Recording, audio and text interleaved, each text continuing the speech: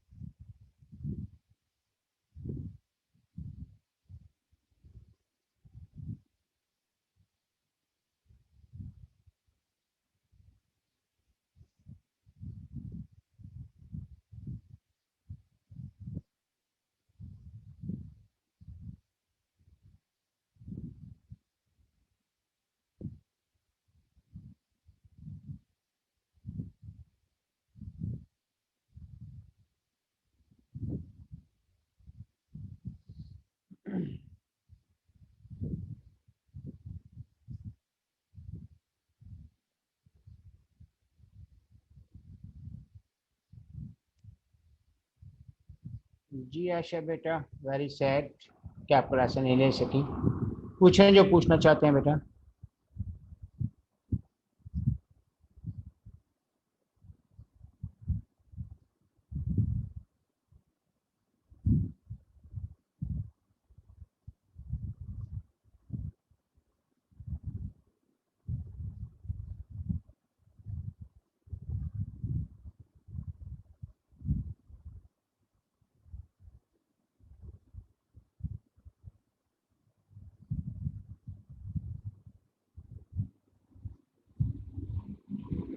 जी बेटा, इंशाल्लाह ख़त्म हो जाएगा नेक्स्ट वीक।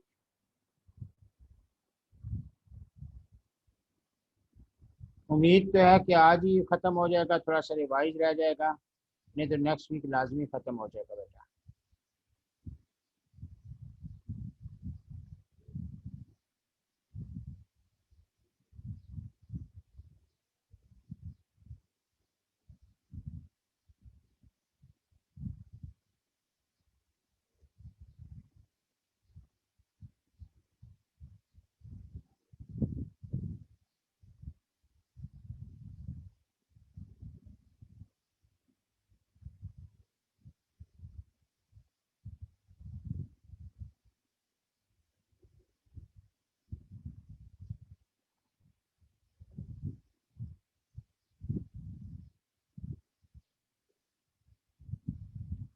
इंस्टॉलमेंट पार्टनर बेटा, बच्चे आने ने दोबारा बताऊंगा। बेसिकली इंस्टॉलमेंट पार्टनर वो पार्टनर कहलाता है कि जिसका को इतना नुकसान हो गया कि उसने इंसॉल्वेंसी प्रोसेस उसके शुरू हो गए। ठीक है। तो जब इंसॉल्वेंसी, जिसको आप बैंक करप्टी कहते हैं, वो पार्ट है। तो जब इंसॉल्वेंसी प्रोसेस किसी पे शुरू हो जाए तो फिर उसकी प्रॉपर्टी सारी बेची जाती है और फिर वो पार्टनर नहीं रहता। तो पार्टनरशिप में जो उसका हिस्सा होता है वो ऑफिशियल असाइनी जो होता है वो लेता है उसका। तो वो फिर अब पार्टनर नहीं रहता।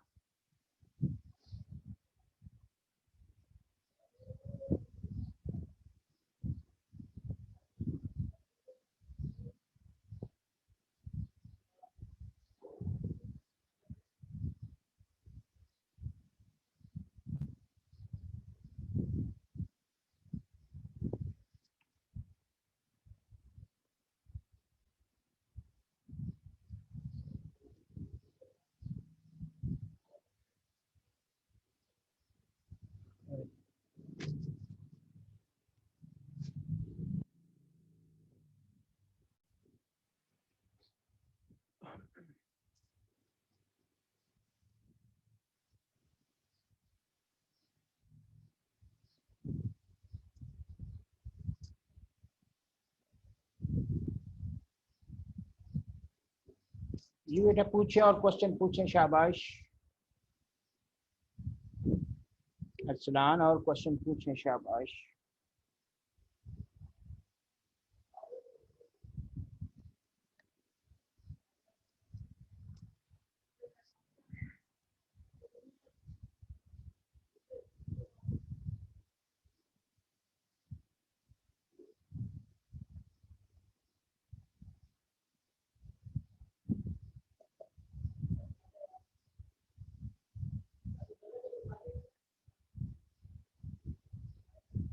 नहीं आयशा बेटा, मैक्सिमम पार्टनरशिप फर्म में 20 से ऊपर नहीं होते।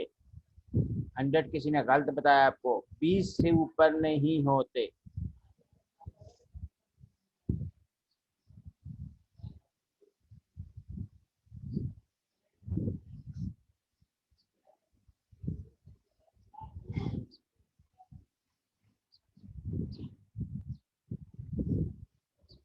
किसी भी पार्टनरशिप फर्म में 20 से ऊपर नहीं होते।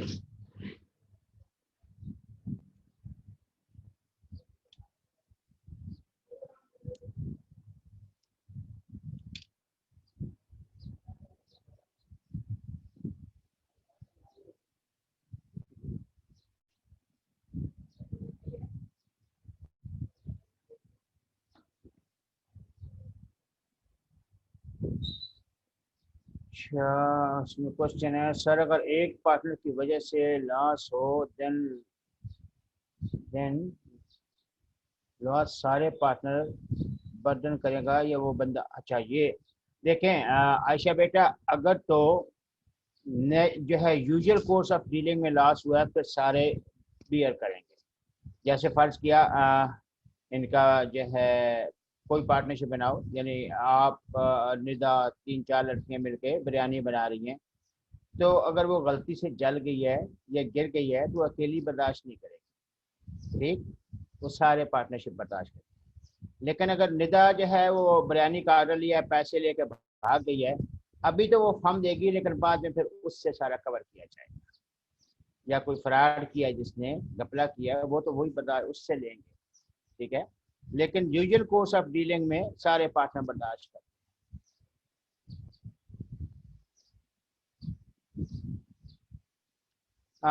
काशी पार्टनर आपने पूछा है, काशी पार्टनर या पार्टनर बाई स्टोपल ये दोनों नहीं होते। उसामा आपने पूछा है, काशी पार्टनर यूं है कि मियां अरसलान के कुछ और पार्टनर हैं, वो मुझसे लोन लेने आए, मियां अरसलान या उधार सामान लेने आए, तो मेरी कंडीशन ये थी कि 2 पार्टनर का साइन करना जरूरी है। आप वैसे उसके साथ दोस्ती में आए थे उसामा, आप वैसे मियां अरसलान के 2-3 पार्टनर और हैं, लेकिन मियां अरसलान पार्टनर में से अकेला आया है, यहाँ 2 पार्टनर के साइन होना जरूरी थे। वो आपको कहता है कि आप भी साइन कर दो, ठीक है, एज अ पार्टनर। आप पार्टनर होते नहीं हैं, ठीक, लेकिन उनके साथ मिलकर साइन कर देते हैं।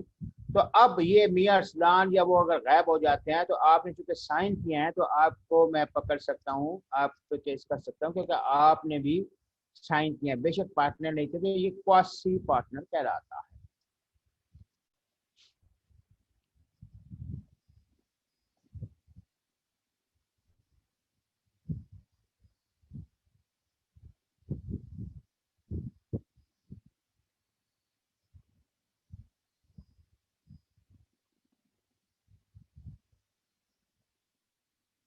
जी शाबाश। अली रजा हैंड रेज किया है, क्वेश्चन रेज करें बेटा।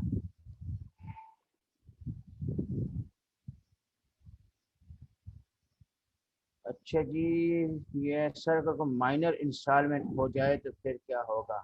बेटा माइनर का आप इंस्टॉलमेंट देखें, माइनर का एलिमेंट ये है कि माइनर का आप शुरू तो नहीं कर सकते ना, और माइनर डायरेक्ट कंट्रैक्ट तो नहीं करता। डायरेक्ट कंट्रैक्ट जो है वो सिर्फ उसके एजुकेशन वगैरह के हो सकते हैं, इसलिए माइनर को इंस्टॉलमेंट तो नहीं डिक्लेयर कर सकते ना।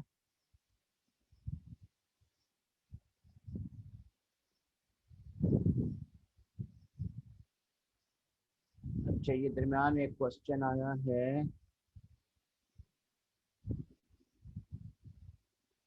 आयशा का, सर ऐसे पार्टनर हो सकते हैं कभी जो इन्वेस्टमेंट ना करते हों बट प्रॉफिट उनको मिले। जी बेटा, ऐसे पार्टनर 2 तरह से हम लेते हैं। अच्छा जो इन्वेस्टमेंट ना करे, हाँ, 2 तरह से। एक तो ये कि पैसा इन्वेस्ट नहीं किया तो वो स्किल इन्वेस्ट कर रहे हैं।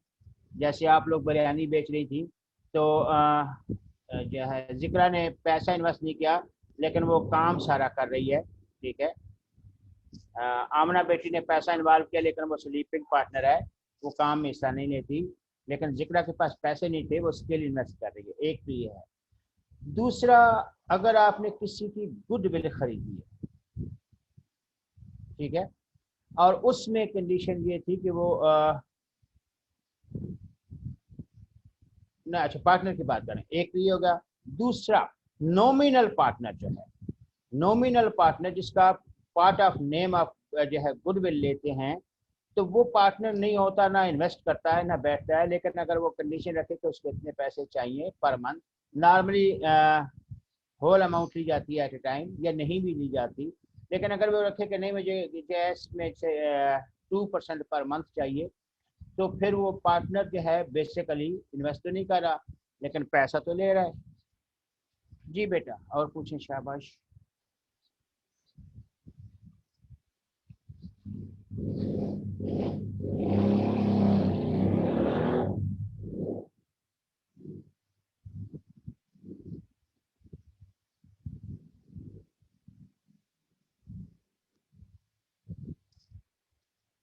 चलें बच्चे, काफ़ी ज्वाइन करके क्वेश्चन भी आपने पूछे, साथ साथ अब प्रोसेस शुरू करते हैं हम।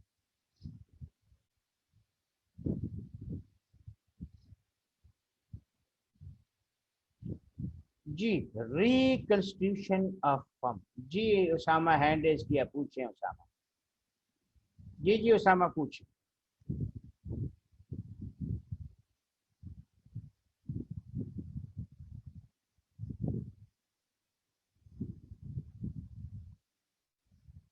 उसामा आपका क्वेश्चन नहीं आया।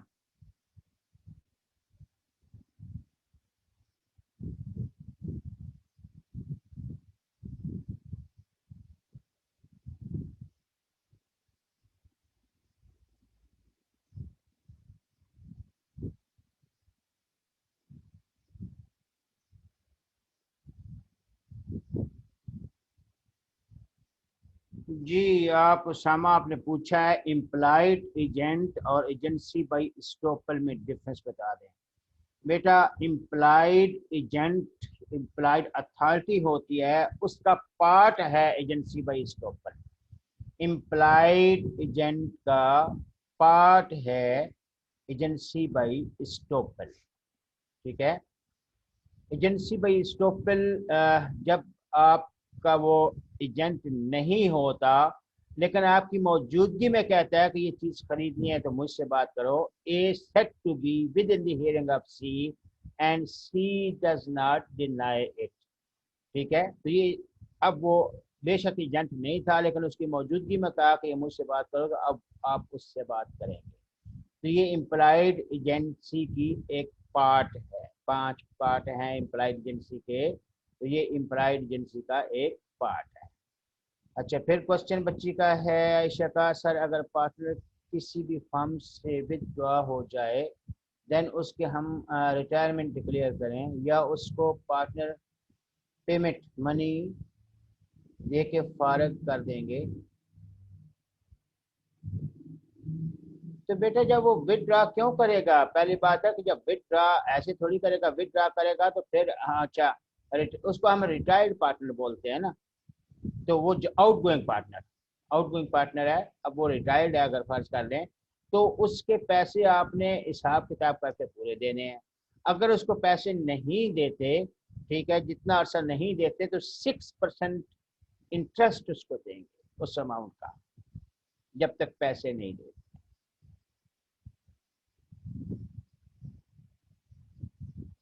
क्लियर? बच्चा क्लियर है आयशा? मेरा ख्याल है आपने, चूंकि कल की क्लासें ये पिछले 2-3 नहीं ली, तो ये चीज़ें मैं वैसे पढ़ा चुका हूँ बच्चा। ऐसे करते हैं, नेक्स्ट वीक में आपको जो है मौका दूंगा, जिन जिन की जो चीज़ें मिस हुई हैं वो आप अपने लिख के रखिएगा। वैसे तो बच्चे मुझसे व्हाट्सएप पे पूछते रहते हैं मुसलसल, लेकिन नेक्स्ट 2 क्लासेज जो है कोशिश करेंगे कि 2 हों 3 हों जितनी भी हों, तो उसमें ये जहाँ जहाँ बच्चों को कन्फ्यूजन है वो उसके लिए रखेंगे।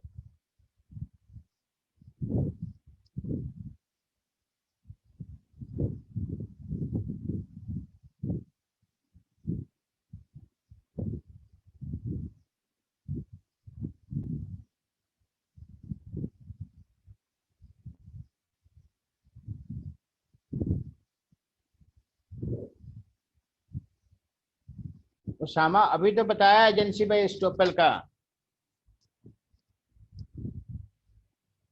उसामा बेटा अभी तो बताया एजेंसी बाई स्टोपल का बेटा। बेटा मैंने बताया है कि इम्प्लाइड एजेंट जो है उसकी फर्दर यानी इम्प्लाइड एजेंट कौन होता है जिसको आप एक्सप्रेसली अपॉइंट नहीं करते। ठीक है, कोई एक्ट या कंडक्ट की बेस पे उसको आप एक्सेप्ट कर लेते हैं, वो इम्प्लाइड एजेंट कहलाता है। और एजेंसी बाई स्टोपल उसकी एक टाइप है, जो कि एजेंसी बाई स्टोपल की एक टाइप है, ये मैंने पहले बताया है बेटा अभी।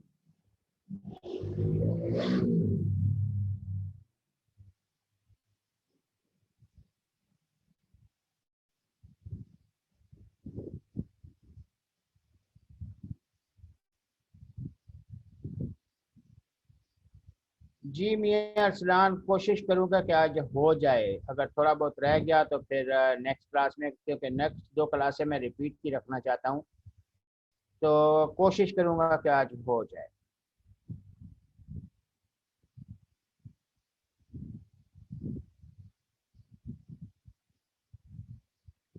ओके जी, reconstitution of firm. Reconstitution of firm का कंसेप्ट समझिएगा।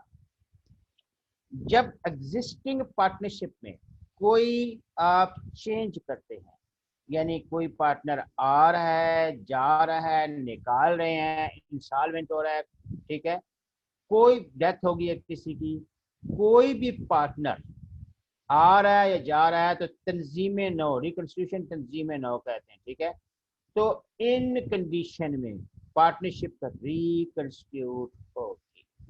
आप पार्टनरशिप रोक के सारा हिसाब किताब करके फिर जो एडमिशन आ रहा है या जा रहा है उसका देंगे, तो इसको रिकंस्टिट्यूशन ऑफ फर्म कहते हैं। और ये इन 5 कंडीशन में मोस्टली कंसिडर होती है। Number 1, admission of partner. कोई नया पार्टनर जब आता है तो हम उसको फिर आप ज़ाहिर है सारी चीज़ें जो हैं वो अमेंड करते हैं, सारा कुछ ये ना भी करें तो मोस्टली जो की जाती हैं। और नया पार्टनर जब आता है तो हम उसको रिकंस्टिट्यूशन ऑफ फर्म कहेंगे। ये क्वेश्चन बच्चे आप आ रहे हैं।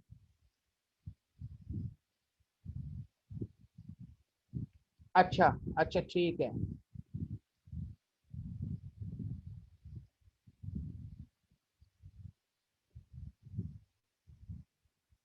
जी बेटे, अगर प्रॉफिट ना भी आ रहा हो तो आप जो है करते हैं सारी, बच्चे का ऑप्शन आया है। अब ठीक है, स्क्रीन जी स्क्रीन जा इसमें आइएगा। एडमिशन हमने शुरू किया reconstitution of firm. In 5 condition में फर्म रिकंस्टिट्यूट होती है। ठीक है, नंबर 1 है एडमिशन ऑफ पार्टनर। जब कोई नया पार्टनर एडमिट करते हैं, new partner can be admitted in the partnership firm at any time with the point A consent of all the old partner. अब यहाँ पे याद रखिएगा, कुछ पार्टनर जो है, कुछ डिसीजन जहाँ पे ऑल पार्टनर का एग्री होना जरूरी है। माइनर को शामिल करते हैं या किसी भी न्यू पार्टनर को शामिल करते हैं तो ऑल पार्टनर का होना जरूरी है, एग्री होना, कॉन्सेंट मीन रजामंद। B, in accordance with the previous contract between the parties, यानी कॉन्ट्रैक्ट में शामिल था और सारे पार्टनर जो है वो एग्री हैं, तो कोई भी पार्टनर जो है उसको शामिल किया जा सकता है। The person who is so admitted is called incoming partner, ये मैंने कल भी बताया था। अच्छा, इसमें incoming partner does not become liable for any act of the firm done prior to his admission as a partner, यानी जब वो शामिल हुआ है उससे पहले जो सामान खरीदा या कोई भी लाइबिलिटीज हैं तो उसके लिए लाइबल नहीं होगा। लेकिन अगर पार्टनर कहते हैं वो एग्री हो जाता है फर्म के लिए या किसी एक पार्टनर के लिए, तो फिर वो लाइबल कंसिडर होगा अगर खुद एग्री होता है। ठीक, अच्छा इसी में कल मैंने एक क्वेश्चन पूछा था, देखता हूँ दोबारा बच्चों को याद है कि नहीं। इनकमिंग पार्टनर, फर्ज किया आयशा आ रही है और निदा जा रही है, तो निदा के ने जो है कुछ सामान खरीदा था फार्म के ब्याह पे। अब वो पैसे देने हैं 2 महीने बाद, और निदा कहती है मैं यहाँ नहीं होंगी, मेरी जगह आयशा देगी, हालांकि आयशा तो आ जा रही है। तो क्या अब आयशा एग्री हो जाती है, तो ये क्या था, ये कल मैंने क्या बताया था, क्या कहलाएगा?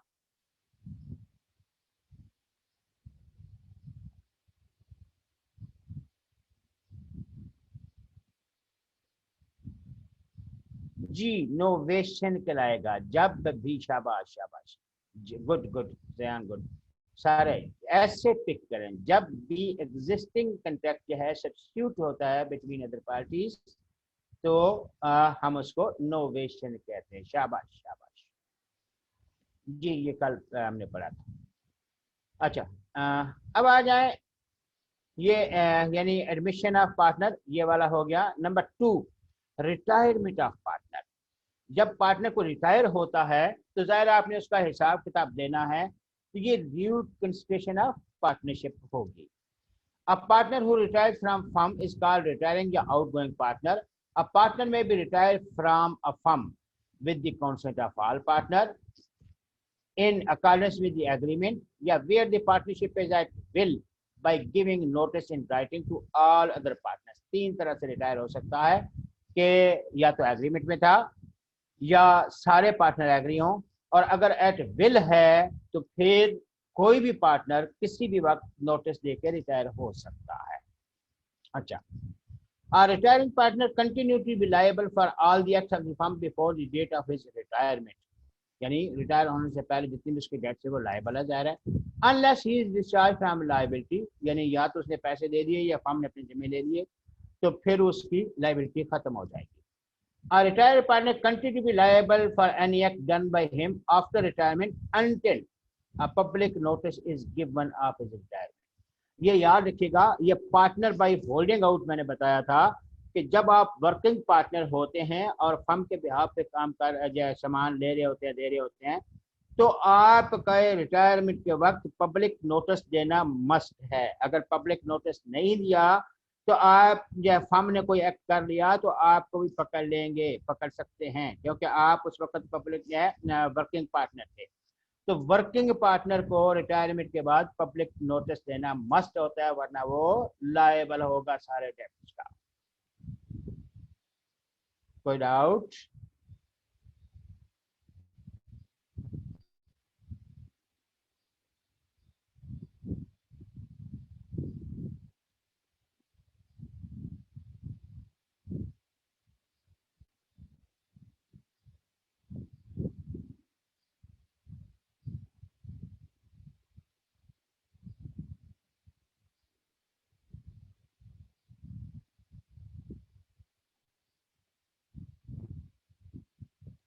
कोई डाउट किसी को बच्चा?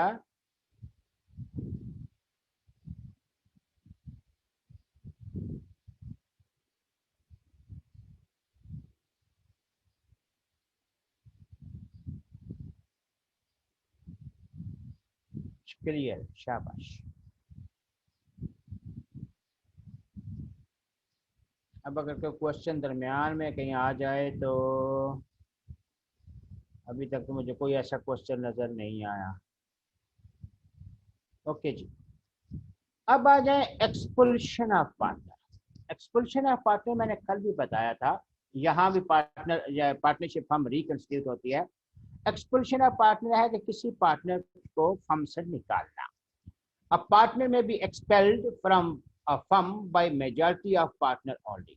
यहाँ ऑल नहीं आएगा, निकालने के लिए मेजॉरिटी का होना जरूरी है।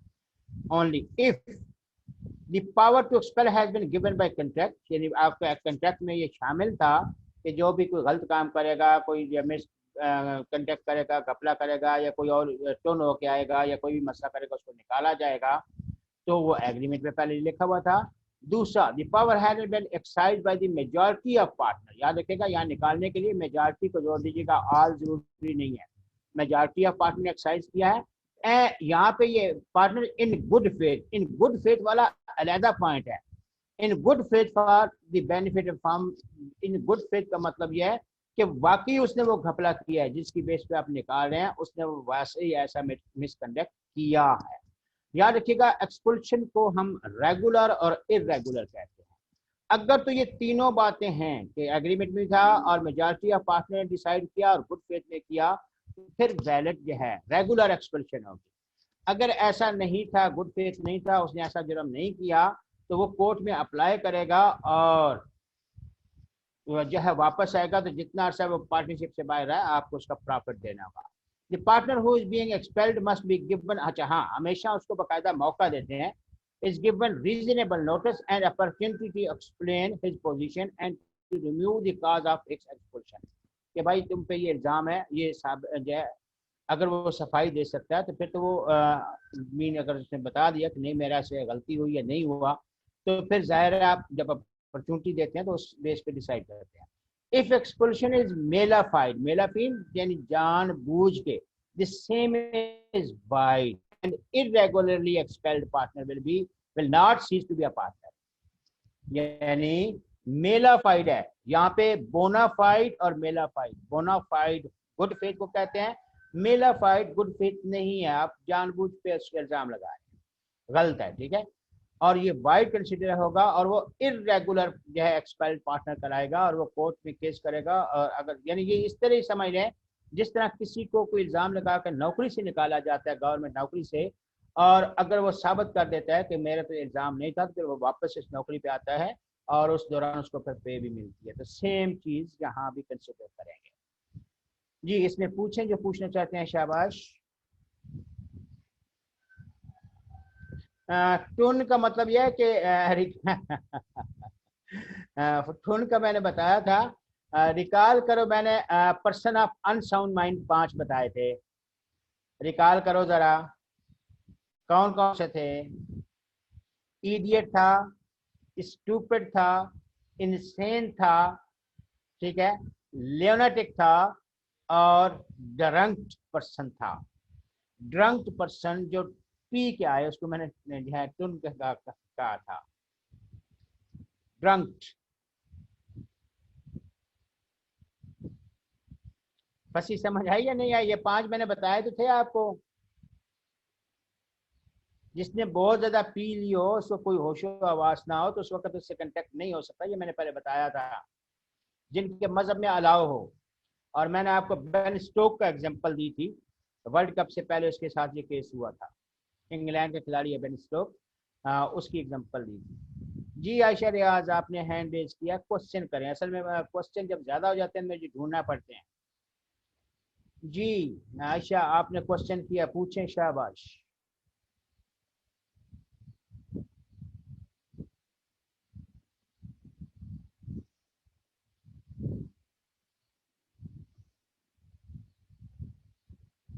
आयशा पता नहीं आपका क्वेश्चन आया या नहीं आया।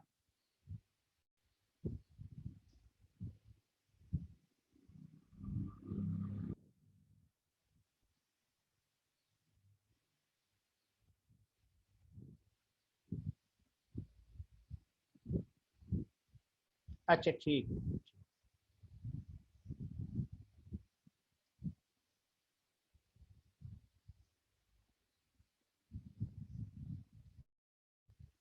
अब आ जाए insolvency of partner. Insolvency of partner का मैंने भी पहले बता चुका हूँ। Where a partner in a firm is adjudicated as insolvent, जब बैंकरप्ट प्रोसेस शुरू होते हैं, बैंकरप्सी या उसका दिवालियापन हम उर्दू में कहते हैं, वो प्रोसेस हो, ठीक है, firm is educated and insolvent, he ceases to be a partner on the date। ये क्वेश्चन आपका अच्छा बनेगा कि जब किसी का दिवालियापन वो इंसॉल्वेंसी डिक्लेयर करते हैं तो कब से पार्टनर खत्म हो जाएगा? जिस दिन ये ऑर्डर पास हुआ। he ceases to be a partner on the date on which the order of adjudication is made। ठीक, तो याद रखिएगा, और उसी दिन से वो पार्टनरशिप से खत्म हो जाएगा। Where under a contract between partner, the firm is not dissolved by the education of the partner, the insolvent partner is not liable for any act of the firm, and firm is not liable for any act of the insolvent done after the date on which order education is made। Definitely जब उसका education हो गई तो उसके बाद अगर partnership बाकी partner ने फर्म कैरी ऑन रखी तो इसका फिर इंसॉल्वेंट पार्टनर का कोई एक्ट है वो जो भी फर्म करती रहे इस पे इसका कोई असर नहीं होगा। ज़ाहिर है पार्टनरशिप से निकल गया, ठीक है। और याद रखिएगा इंस्टॉलमेंट पर्सन जो होता है उसका पैसा ऑफिशियल असाइनी लेता है, जो इसको प्रॉपर्टी जो उस पर अपॉइंट होता है, जिसने सारी प्रॉपर्टीज की बेच के इंस्टॉलमेंट प्रोसेस करके बेच के, ठीक है, तो लोगों को पैसा देना होता है। कोई डाउट?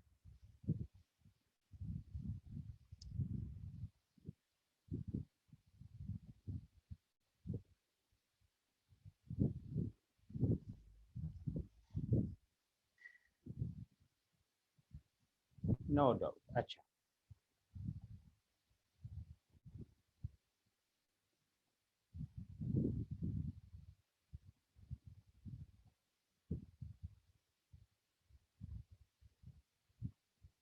अच्छा जी, अब आ जाए next, death of partner.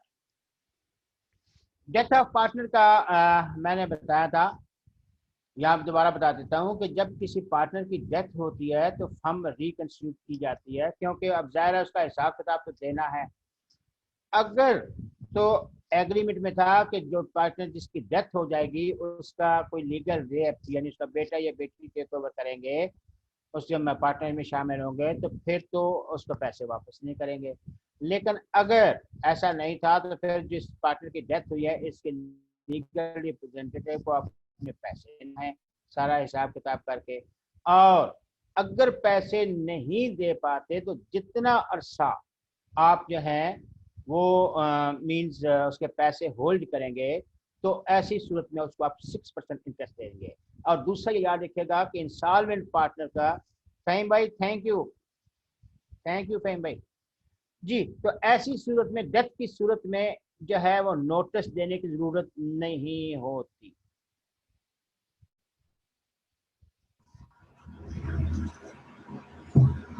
Thank you sir. मैंने कर दिए हैं सर, जैसे थैंक यू कर रहे हैं। Thank you. अच्छा जाहिर साहब ने किए हैं, thank you sir, thank you जी। तो अब ये डेथ की दोनों कंडीशन क्लियर हैं पार्टनर्स की।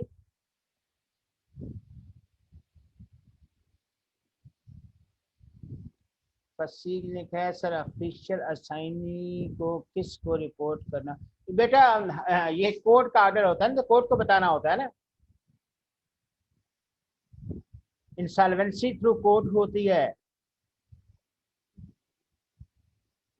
इंसॉल्वेंसी थ्रू कोर्ट होती है, कोर्ट को बताएंगे ना, कोर्ट से या ऑफिशियल असाइनी भी तो कोर्ट अपॉइंट करता है ना।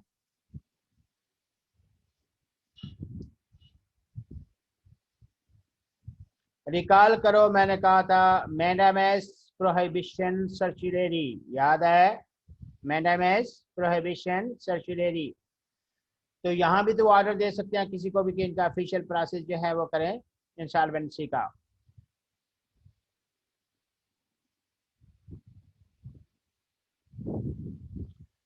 और इंसॉल्वेंट, जी हाँ याद आ गया। अच्छा इंसॉल्वेंसी पे फिर एक और चीज भी यहाँ पे बता दूं कि जब इंसॉल्वेंसी प्रोसेस होता है तो उसकी सारी प्रॉपर्टी बेची जाती है, एक चीज नहीं बेची जाती, वो कोर्ट की परमिशन के साथ, जिससे वो रोजी रोटी कमा सकता हो। यानी अल्लाह ने करे आयशा जो है इंसॉल्वेंट हो रही है, तो अगर इसके पास, आयशा के पास सिलाई मशीन है जिससे वो रोजी कमा सकती है, या मियाँ अरसलान के पास गिटार है जिससे वो गाना गा कर जो है वो रोजी कमा सकता है, तो वो नहीं बेचा जाता, ठीक है। और दूसरा, वो बिजनेस अब नहीं कर सकता जब तक कि कोर्ट उसको सर्टिफिकेट ऑफ सॉल्वेंसी ना दे दे, ठीक है। जब तक कोर्ट उसको सर्टिफिकेट ऑफ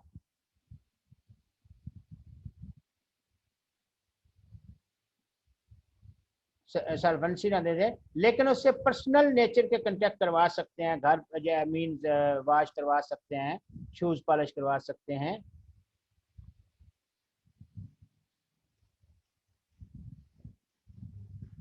ये सलमान क्या पूछ रहे हैं, साली मशीन ऑफ अरसलान। ये मैंने तो आयशा बेटी का नाम लिया था, अब आप लोगों का पता नहीं किसका नाम ले रहे हैं। अच्छा मैं देखता हूँ क्वेश्चन आपका क्या है। ये हो गया सर, मैंडामस हो गया, अर्निंग सोर्स नहीं,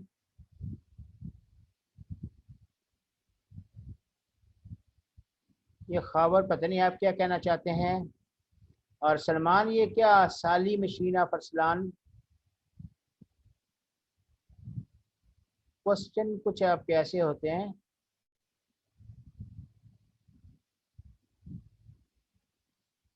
जी अरसलान, अगर कोई इंस्टॉलमेंट होगा तो वो पैसे फिर सारा हिसाब किताब करके ऑफिशियल असाइनी को देंगे ना, वो फिर आगे उसने सब लोगों के कर्जे देने हैं ना उस बंदे के, ठीक है।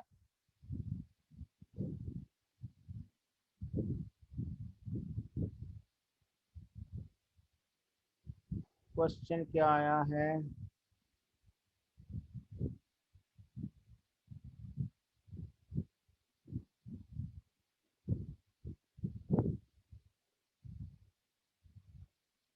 खावर, जब इंस्टॉलमेंट, ओरिजिनल इंस्टॉलमेंट की बात करते हैं ना, असल में हम जिस कंट्री में रह रहे हैं ना, हमारे मसले कुछ और हैं। ओरिजिनल इंसॉल्वेंसी की तरफ जब जाएं तो वो सारे जो है आपके वो एसेट्स बेचे जाते हैं, ठीक है।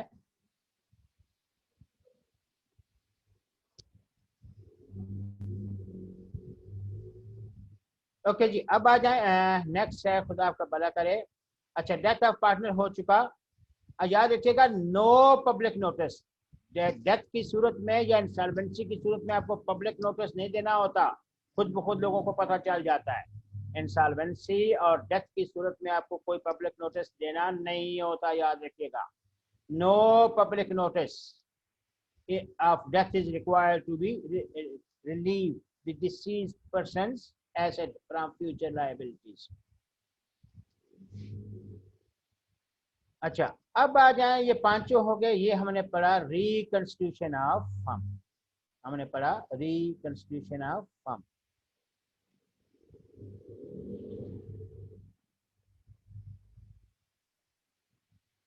जी, रिकंस्टिट्यूशन ऑफ फर्म हमने पढ़ लिया। अब शुरू करते हैं dissolution of firm. Firm dissolve करना। फर्म डिसॉल्व करने के टोटल 5 मेथड हैं, उनमें आगे सब पॉइंट्स हैं, मेन 5 हैं। 4 मेन जो हैं अदर देन कोर्ट है, और एक जो है थ्रू कोर्ट है। टोटल 5 हैं, उनके फिर आगे पॉइंट्स हैं, लेकिन मेन कितने हैं? 5। 4 अदर देन कोर्ट और एक through court. Dissolution of firm या dissolution of partnership is different from dissolution of firm। जी, when one partner die, retire या become insolvent but the remaining partner continue to the business, it is called dissolution of partnership। यानी ऊपर हमने पढ़ी थी, जब आप फर्म जो है पार्टनरशिप, अच्छा डिसोल्यूशन ऑफ फर्म और डिसोल्यूशन ऑफ पार्टनरशिप समझिएगा, ऊपर जो है जब कंटिन्यू करते हो तो इसके डिसोल्यूशन ऑफ पार्टनरशिप कराती है। खत्म कर दी, अब फर्म नहीं चलेगी, अब डिसोल्यूशन ऑफ फर्म कहलाती है, ठीक है। ओके, यानी dissolution of partnership is different from dissolution of firm. When one partner dies, retire or become insolvent but the remaining partner continue the business, it is called dissolution of partnership, जिसको हम reconstitution भी कहते हैं। When the relationship between all the partners come to an end and the business is closed, it is called dissolution of firm। ये दोनों का difference समझिएगा क्या है। It is called dissolution of firm। It means that the dissolution of firm includes the dissolution of partnership, but the dissolution of partnership may or may not include dissolution of firm।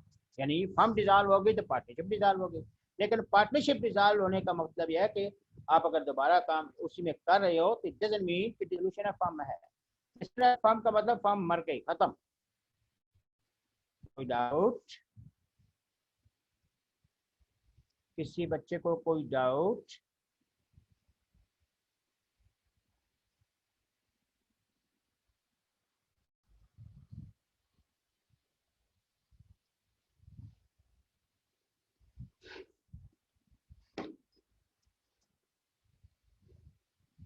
No doubt. अच्छा, अब आ जाए, बहरहाल इसको फिर पढ़िएगा, ज़हन पे रखिएगा, हमेशा याद रखिएगा, इसका कोई केस स्टडी आता है, दोनों का फर्क पता हो। डिसोल्यूशन ऑफ पार्टनरशिप मीन्स अभी रोकी है, हिसाब किताब करके रिकंस्टिट्यूशन करेंगे और फिर चलाएंगे। Dissolution of firm mean, dissolution of partnership में दोबारा आप फर्म खत्म नहीं होती, लेकिन डिसोल्यूशन ऑफ फर्म मीन खत्म पार्टनरशिप। अच्छा जी, grounds of dissolution of firm, grounds क्या क्या है? अच्छा जी, ground of dissolution of firm,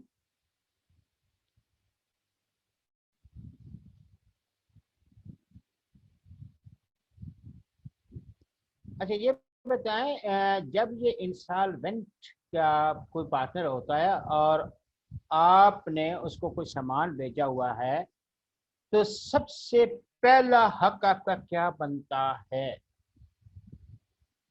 partner छोड़ दें, वैसे कोई पर्सन था, आपने सामान भेजा और आपको पता चल गया कि वो इंसॉल्वेंट हो गया है, तो सबसे पहला एक्शन आप क्या ले सकते हैं?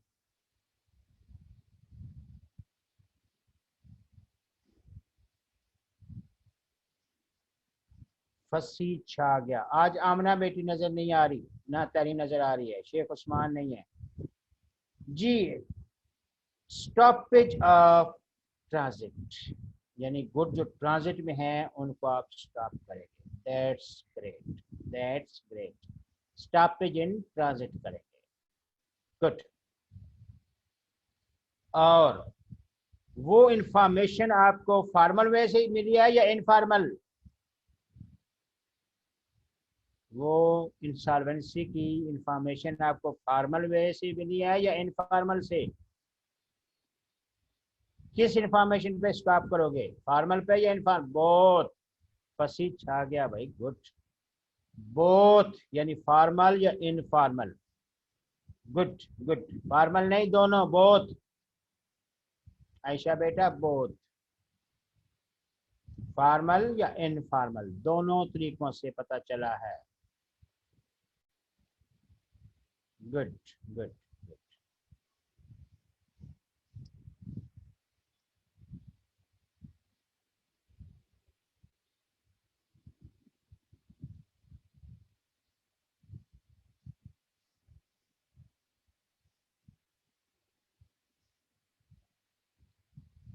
ओके जी, डिसोल्यूशन हो गया। ग्राउंड फॉर डिसोल्यूशन मैंने कहा 5 हैं।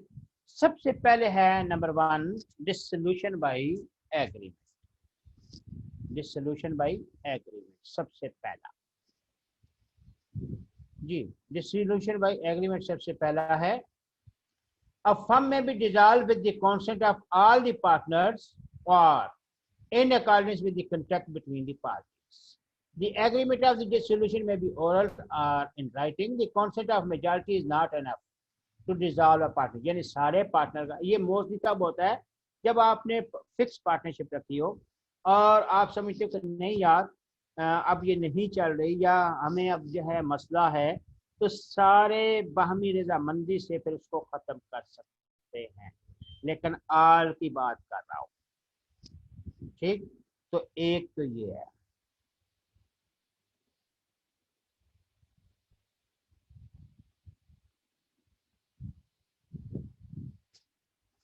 कोई डाउट? सिंपल है। दूसरे पे आ जाएं।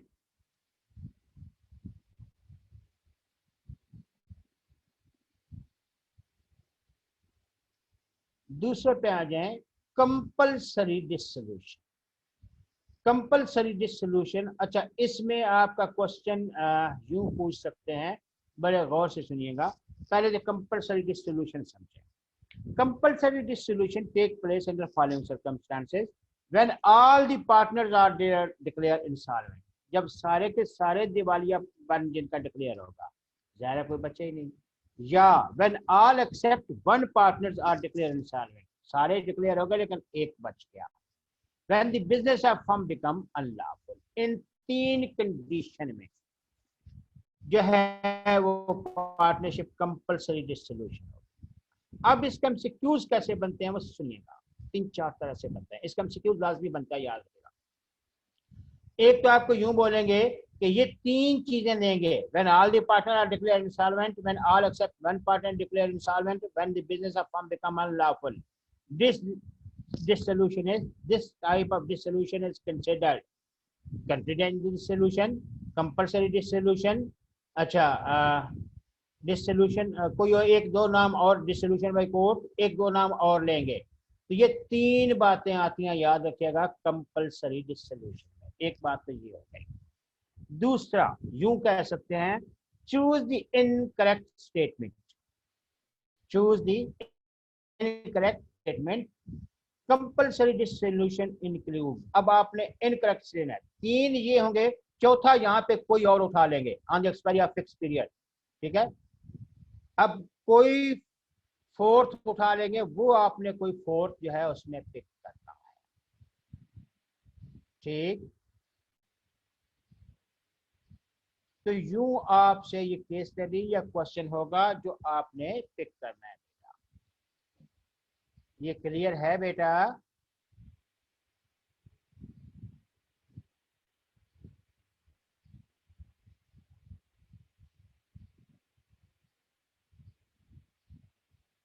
ओके ओके ठीक।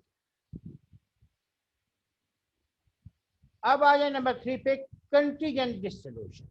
Subject to the contract between the party, a firm may dissolve on the happening of following events: on the expiry of fixed period for which the firm was formed, यानी 3 साल के लिए contingent, ये must नहीं है, कर सकते हैं, ठीक है।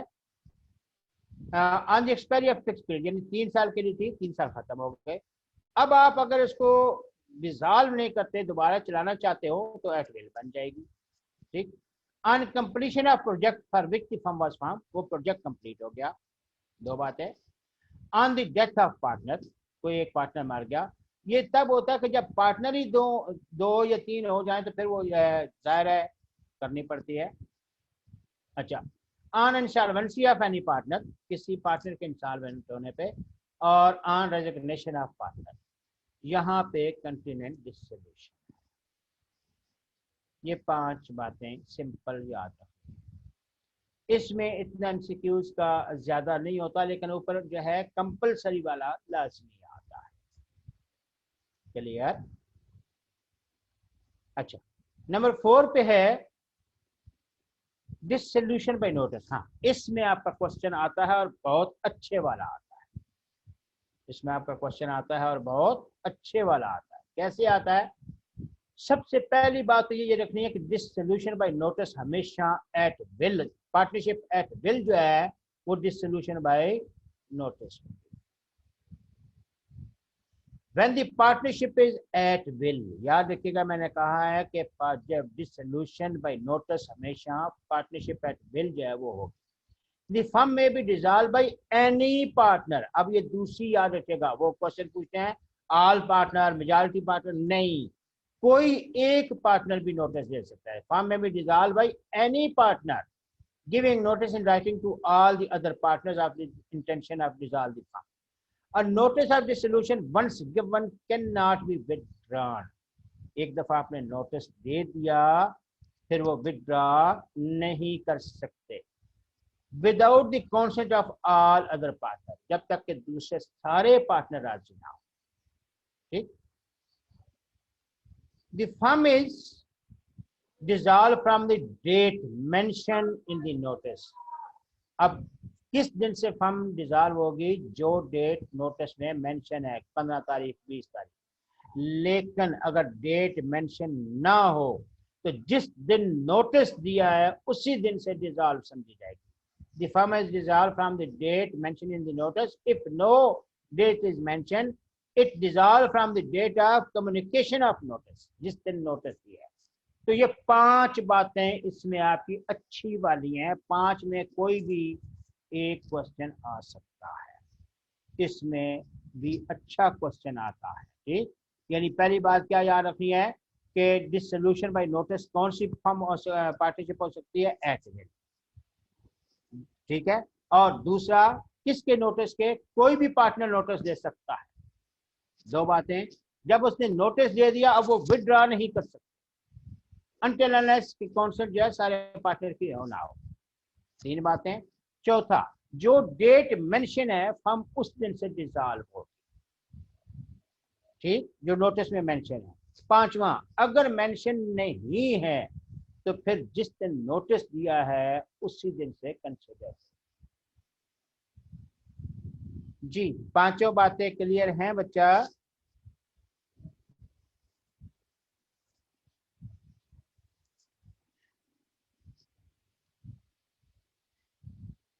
पूछे, शाबाश।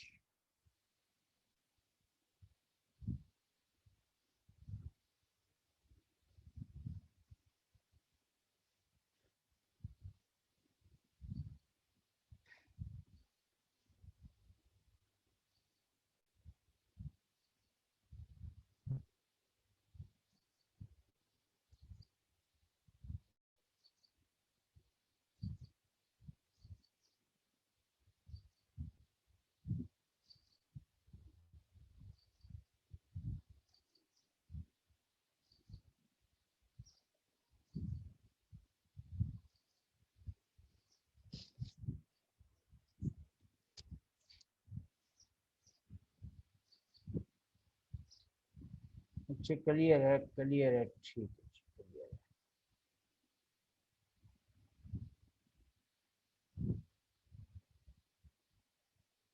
जी हाँ, एक फर्म के एट विल है ना, एट विल का मसला ये है कि कोई भी पार्टनर दे देते हैं। एट विल का मसले, मुस्तफा कह रहे हैं एक्सप्लेन कर दे। क्या एक्सप्लेन कर दूं? देखिए, अब अगर बाकी पार्टनर की जो है कॉन्सेंट ना हो, एट विल का प्रॉब्लम ये है, तो फिर बाकी पार्टनर ये कर सकते हैं कि जो जाना जाए, अगर तो आप फिर दोबारा से रिजाइन कर फॉर्म स्टार्ट कर सकते हैं। Last line communication of notice means आप पार्टनर थे, आपने कहा है यकम से कि भाई 15 तारीख को ये पार्टनरशिप खत्म, या इस अगली यकम को, ये तो है डेट मेंशन। डेट मेंशन नहीं है तो आपने आज नोटिस दिया तो मीन आज से खत्म। जी, क्वेश्चन बहुत सारे आ गए, मैं एक एक देख लूँ। अच्छा, एक मिनट रुकिए। कम्युनिकेशन ऑफ नोटिस मैंने बता दिया सर, एक पार्टनर के नोटिस से पूरी। जी हाँ मलक अब्दुल्ला, मैंने कहा है कि एट विल का मतलब ये होता है, पार्टनरशिप एट विल का, कि एक नो जो है पार्टनर के कहने पे वो खत्म हो जाएगी। अब अगर एक से ज्यादा है पार्टनर या उसको कंटिन्यू करना चाहते हैं तो वो नए सिरे से फिर पार्टनरशिप शुरू कर लेंगे। अच्छा, फिर है सर बाकी पार्टनर कॉन्सेप्ट, मैंने कहा ना कि बाकी कोई कॉन्सेप्ट ना हो, एट विल का यही प्रॉब्लम होता है, ठीक है। अच्छा जी, और तो कोई नहीं है चीज। अच्छा जी, अब आ जाए आखिरी वाला, जिस ये पहले चार थे पार्टनर के अपने अदर देन कोर्ट। अब है डिसोल्यूशन बाई कोर्ट, ठीक। कोर्ट डिसॉल्व कर सकती है, ठीक है। Court decide about the dissolution of firm if there is differences of opinion between the partner to the dissolution regarding dissolution. For example, when partner, ये सारी चीजें नीचे लिखी हैं, वो क्या क्या है, फॉलोइंग ग्राउंड्स क्या क्या है। Number one, insanity. इंसेनिटी का मतलब पागल हो जाना। तो जब कोई एक पार्टनर पागल हो जाता है, अब होता यह है दो या तीन पार्टनर हैं, तो अगर कोर्ट के थ्रू डिजॉल्व नहीं होगी तो मे भी बाकी पार्टनर, अब जो पागल हो गया उसको तो होश नहीं है ना, ठीक है, उसको तो कुछ समझ नहीं आ रही। मुस्तफ़ा अगर फर्ज के जो है इंसेन हो गए हैं, अल्लाह न करे, तो अब उनको तो कोई होश नहीं, तो बाकी पार्टनर डंडे मार सकते हैं। ऐसी सूरत में फिर कोर्ट के थ्रू डिजॉल्व कराया जाता है ताकि सबका राइट बराबर हो, उस पागल का हक ना मारा जाए। अच्छा, इंसेंटी की सूरत में पहली बात है कि वैसे तो पार्टनर को जो है कोर्ट में केस ले जाना चाहिए कि ये पागल हो गया, हमारा हिसाब किया है। लेकिन अगर जो है वो नहीं ले सकते या लीगल रैप, तो फिर याद रखिएगा जो पागल हो गया उसका नेक्स्ट फ्रेंड, जिसको क्लोज फ्रेंड कहते हैं, वो अदालत जा सकता है। ये यहाँ नहीं लिखा हुआ, लेकिन ओरिजिनल जो केस है, ओरिजिनल जो लॉ है उसके तहत यह है कि पहले तो पार्टनर है या मीन्स उसका लीगल रैप कर सकते हैं, लेकिन वो नहीं है तो फिर इसका नेक्स्ट फ्रेंड, जिसको हम क्लोज फ्रेंड कहते हैं, वो ले जा सकता है। ये था इंसेनिटी की सूरत। अब है परमानेंट इनकैपेसिटी। परमानेंट इनकैपेसिटी का मतलब यह है कि वो पागल तो नहीं हुआ, लेकिन कोई ऐसा मसला हो गया उसका कि यानी वो काम करने के काबिल नहीं रहा, यानी उसकी खुदा न खास्ता बिनाई चली गई, कोई और मसला हो गया जो परमानेंट इनकैपेबल हो गया, तो भी फर्म थ्रू कोर्ट डिसॉल्व की जाए। ठीक है, मेरा ख्याल है इसमें तो कोई ऐसा इशू नहीं है। नेक्स्ट है, तीसरा है मिसकंडक्ट। मिसकंडक्ट जब किसी पार्टनर ने कोई घपला किया, कोई और एलिमेंट ऐसा किया, when a partner is guilty of misconduct which is likely to adversely affect the reputation of the firm, the court may dissolve the firm. For example, a partner travels without ticket. यहाँ पे जो partner travel without ticket का चलो marks देने के लिए कीजिएगा, लेकिन ये इसमें नहीं आता। अगर किसी ने ट्रेवल किया है विदाउट टिकट तो वो उस पर जुर्माना होगा, फर्म का कसूर नहीं है। यहाँ ये है कि उसने वहां पे कोई हल्ला गुल्ला किया जिससे फर्म का, या उसने चोरी करके पैसे भाग गया था फर्म के वहां, तो ऐसी सूरत में ये मिसकंडक्ट कराता है। या वो टुन होके जा रहा था, सब कुछ किसी को तंग कर रहा था, ऐसी सूरत में तो आता है। ठीक है, बहरहाल चले मार्क्स लेने के लिए ये भी कंसिडर किया, यानी उसके किसी भी एक गलत काम की वजह से जिससे फर्म को नुकसान हो रहा है, बदनामी हो रही है, तो कोर्ट के थ्रू उसको डिसॉल्व किया जा सकता है। 3 बातें हो गई। नेक्स्ट है breach of agreement. Breach of agreement का मतलब यह है कि पार्टनर ने जो आपस में एग्रीमेंट किया था अब उसको फॉलो नहीं कर रहे, हर कोई जो है अपनी मनमानी जो है कर रहा है। ठीक, या कहा था कि सारे पार्टनर जो मीटिंग में आएंगे या सबके पास वो बुक चेक करने का होगा, तो वो एग्रीमेंट को ब्रीच कर रहे हैं सारे। ठीक, यहाँ पे एग्जांपल लिखिए, when a partner commits breach of agreement relating to the management of affair of the firm, the court may dissolve the sum. Example, taking away the book of account, using firm's money for private debts. ठीक है, तो यहाँ इस सूरत में वो court के through dissolve हो।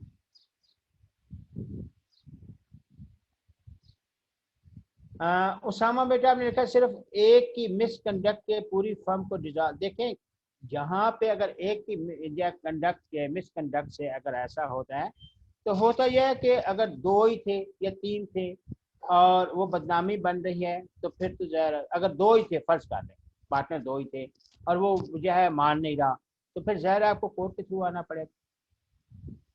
थे ही 2, फर्ज कर लें आपके साथ जो है जयान थे और जयान ने ऐसा किया, अब वो कहता है नहीं मैं पार्टनरशिप नहीं ख़त्म करूँगा, तो ऐसी सूरत में फिर कोर्ट के थ्रू आते हैं कि भाई इसकी वजह से मैं भी बदनाम हो रहा हूँ। आप तो शरीफ आदमी है ना उसामा, समझ आई या नहीं आई? उसामा बेटा,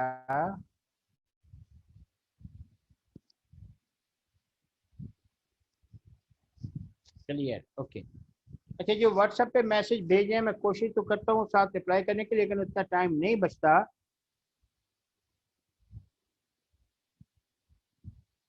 बच्चे ने भी तो यहाँ पूछते तो बेहतर था। बच्चा पूछ रहे हैं why to dissolve the firm, why not retire और टर्मिनेट द कॉन्ट्रैक्ट। हाँ, तो देखें, होता यह है कि कोर्ट के थ्रू अगर आप मोस्टली जो अब आपकी रिटर्न या जो नहीं होती ओरल होती हैं, तो नॉर्मली खुद भी करते हैं, लेकिन बेस्ट तरीका कोर्ट से होता है ताकि वो सारा प्रॉपर हिसाब किताब हो, आपकी लड़ाई ना हो। अच्छा, आमना बेटी आ गई है जी। आमना पूछती है अगर ज़्यादा पार्टनर हैं और एक पागल हो गया है तो वो कोर्ट ऑर्डर, देखिए वो अगर आप कोर्ट को ख्वाब तो नहीं आएगी ना, बेहतर आप अपने तौर पे या तो कोई दूसरा बंदा रिपोर्ट कर देता है कि ये गलत कर रहे हैं या ऐसा कर है, तो फिर तो ठीक। नॉर्मली कोई ना कोई पार्टनर या कोई ना कोई क्रेडिटर या वो करते हैं ऐसा, बहुत से डिफरेंट सिचुएशन इन्वॉल्व होती हैं। और अगर कोई एक पार्टनर ऐसा कर रहा है तो आप उसको जब कोर्ट फारग करते हैं तो उसके बाद आप नए सिरे से वही बिजनेस शुरू कर सकते हैं।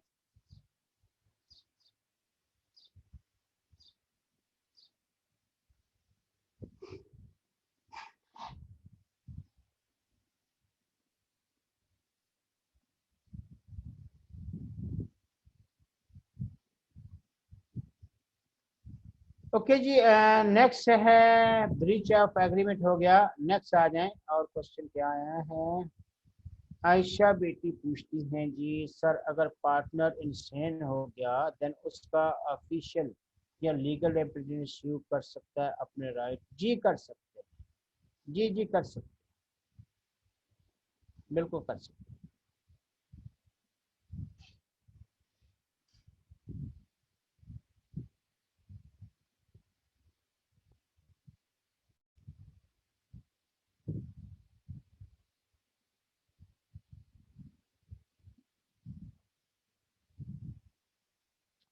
अच्छा, नेक्स्ट है ट्रांसफर ऑफ इंटरेस्ट।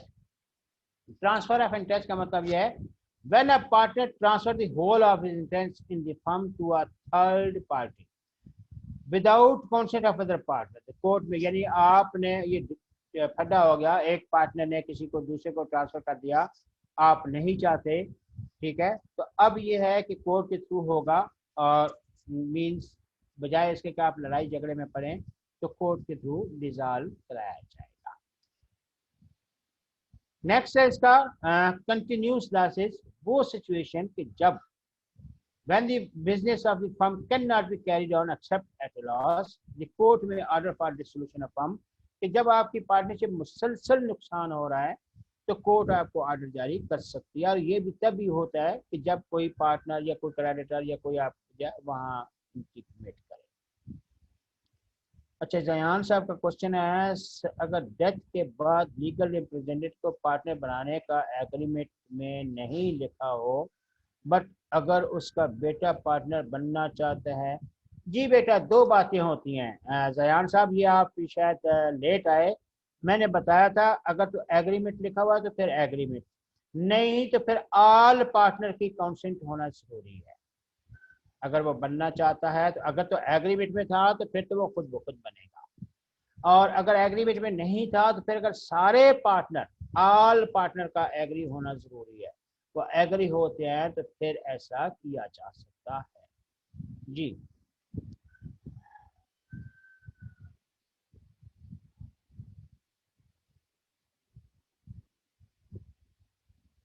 क्लियर। अच्छा, नेक्स्ट हमारे पास मेरा ख्याल है एक या दो क्लासें बचेंगी। मैं कोशिश करता हूँ कि आज ये ख़त्म हो जाए, और नेक्स्ट क्लास जो है एक या दो जो भी होंगी, या मेरा ख्याल है 10वीं मुहर्रम पड़ जाएगी, 9वीं 10वीं। तो जो दो क्लासें या अगर तीन हो तो वेल एंड गुड, नहीं तो दो तो होनी चाहिए। तो जो जो आपके चीज़ें जो आपको जहाँ पे एम्बिग्यूटी है, जहाँ पे आप समझ नहीं आई, तो वो उस क्वेश्चन अपने अपने लिख के रखिएगा, यहाँ पे डिस्कस करेंगे, ठीक है। हम कोशिश करेंगे कि ज़्यादा से ज़्यादा चीज़ें, कोई रिवाइज कोई डिस्कशन जो है, ताकि जिन बच्चों के कंसेप्ट क्लियर नहीं है वो सारे उनको बेनिफिट हो जाए, ठीक है। अच्छा, नेक्स्ट आ जाए जी, खुदा आपका भला करे। Continuous just and equitable. Just and equitable वो सिचुएशन होती है कि जब पार्टनर आपस में स्पीकिंग टर्म ना रहे, बोलचाल बंद हो गई है, सलामदा बंद हो गई है, ठीक है, स्पीकिंग टर्म ना रहे, when on any other ground the court decide it just and equitable that the firm should be dissolved, the court may be dissolved the firm। example, if partner are not on speaking term with each other, कोई सलामदा नहीं रही, को अपने अपने मुंह उठा के अपना अपना काम कर रहे हैं, कोई ना। और जब कोर्ट को याद रखिएगा, कोर्ट हर किसी के घर आके ये नहीं पूछने आती, मोस्टली किसी ना किसी तरह कोई ना कोई पार्टनर जो है अप्लाई करता है, या पैसे नहीं मिल रहे कोई क्रेडिटर, मोस्टली पार्टनर में से ही कोई करता है। और कोर्ट से डिजॉल्व कराने का जो फायदा है वो ये है कि प्रॉपर जो है हिसाब किताब, प्रॉपर सर्जा, आपस में पार्टनर की लड़ाई नहीं होती, क्योंकि कोर्ट फैसला करता होता है, वहाँ आप अपने जस्टिफिकेशन सारी दे सकते हैं। जी, ये अब सारे पूछें, इसके बाद हम दूसरी तरफ जाते हैं कॉन्सिक्वेंसेस की तरफ, लेकिन पहले ये पूछें सारे, शाबाश।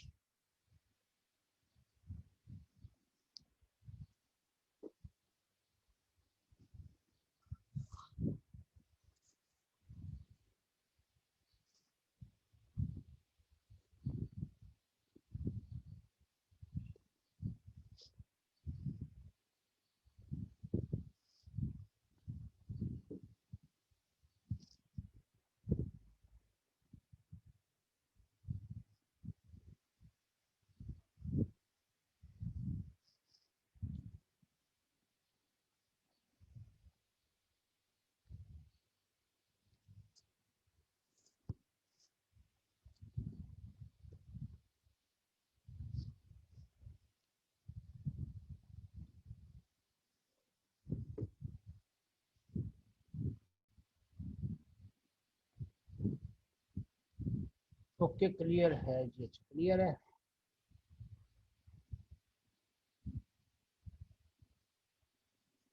सलमान, आप जो कह रहे हैं हुआ यह है कि कुछ चीज़ें जो हैं हमने कल पढ़ी थी प्रीवियस में, तो अब यहाँ पे चीज़ें आई हैं, इसकी थोड़ा सा वो रिवाइज हुआ है, कुछ, सारे नहीं कुछ। अच्छा सर, ये रजिस्टर रजिस्टर या अनरजिस्टर दोनों पे अप्लाई होते हैं या सारे? बेटा ये मोस्टली रजिस्टर पे अप्लाई होते हैं, अनरजिस्टर का मोस्टली इसमें एलिमेंट्स नहीं जाता। हम ज़्यादा फोकस रजिस्टर्ड को करते हैं।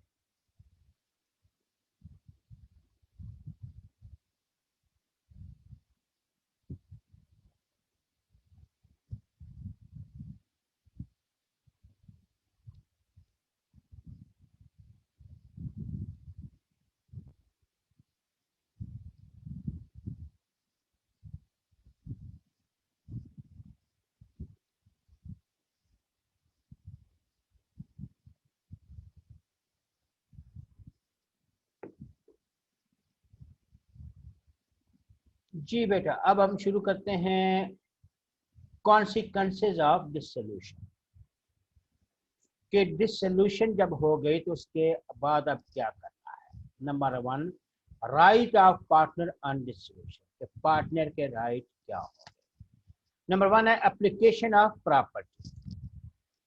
On the dissolution of the firm, every partner is entitled to have the property of the firm sold and proceeds applied to repay outside debts and liability of the firm, and to distribute the surplus among the partner of or their representative according to their rights. Simple है ये। पहला तो बहुत general सा है कि जब हम डिजॉल्व हो जाए तो पहले जो जो भी चीजें बेचे हैं, जो लोगों को पैसे देने दे के जो बाकी बचेगा वो खुद लेंगे। ये तो है बहुत सिंपल, इसमें तो कोई ऐसी टेक्निकल चीज नहीं है। दूसरा है utilisation of assets. When the firm is dissolved, the asset of firm shall first be utilized paying the debts of the firm. जाहिर है पहले जो फर्म के डेट्स हैं उनको पे करेंगे। इफ देयर इज सरप्लस, अगर बचता है, a share of partner shall be utilized to pay his private debts, यानी पहले फर्म के देंगे, बचता है फिर आप अपने प्राइवेट पर्सन जो है उनके डेट्स के लिए कर सकते हैं। Similarly, private assets should be first be utilized to pay private debts, and if there is surplus to pay the firm debts of firm. ये एक बहुत अच्छा सिनेरियो या केस बनता है, ये सुनिएगा तवज्जो से। पहला रूल ये है कि यानी वहां तो ऊपर सिंपल दिया था कि यानी आप लोग फर्म के पैसे जो है पहले लोगों को देने के लिए करेंगे, फिर जो बचता है वो अपने पास रखेंगे। यहाँ पे एसेट कैसे यूटिलाइज होगी, अगर फर्म का कोई जो एसेट्स बेचे हैं तो वो पहले फर्म के पैसे देंगे, ठीक, और फर्म के डेट्स देने के बाद पैसे बचते हैं तो प्राइवेट डेट। इसी तरह अगर घर की कोई चीज बेची है, गाड़ी बेची है, कोई चीज बेची है, तो पहले प्राइवेट डेट्स क्लियर करोगे, उसमें से पैसा बचता है फिर फर्म की तरफ लेके जाओगे। जी ये पॉइंट अच्छे वाला पॉइंट है, इसको स्कूल से पढ़ें।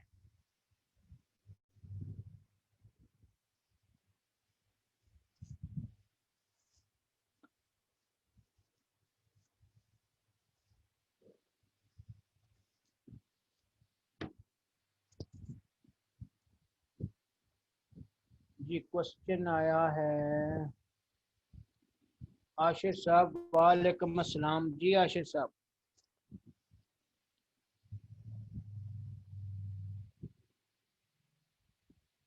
अच्छा कल लाइट नहीं थी, क्लास नहीं ले सके। चले बेटा, हम 2 क्लासें लास्ट की रिवाइज के लिए रख रहे हैं, उसमें पूछिएगा जो पूछने हैं।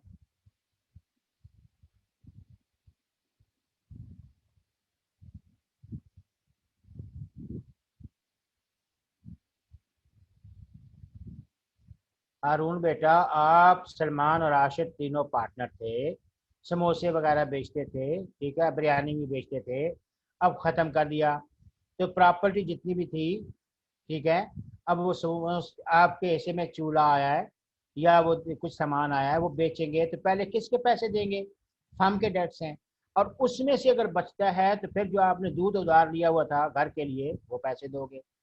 लेकिन अपने घर की कोई मोटरसाइकिल या गाड़ी बेची है, तो जो पहले आपने दुकानों से उधार लिया है वो दोगे, वहां से कुछ बचता है फिर फर्म के लिए दोगे। सिंपल सा है हारून।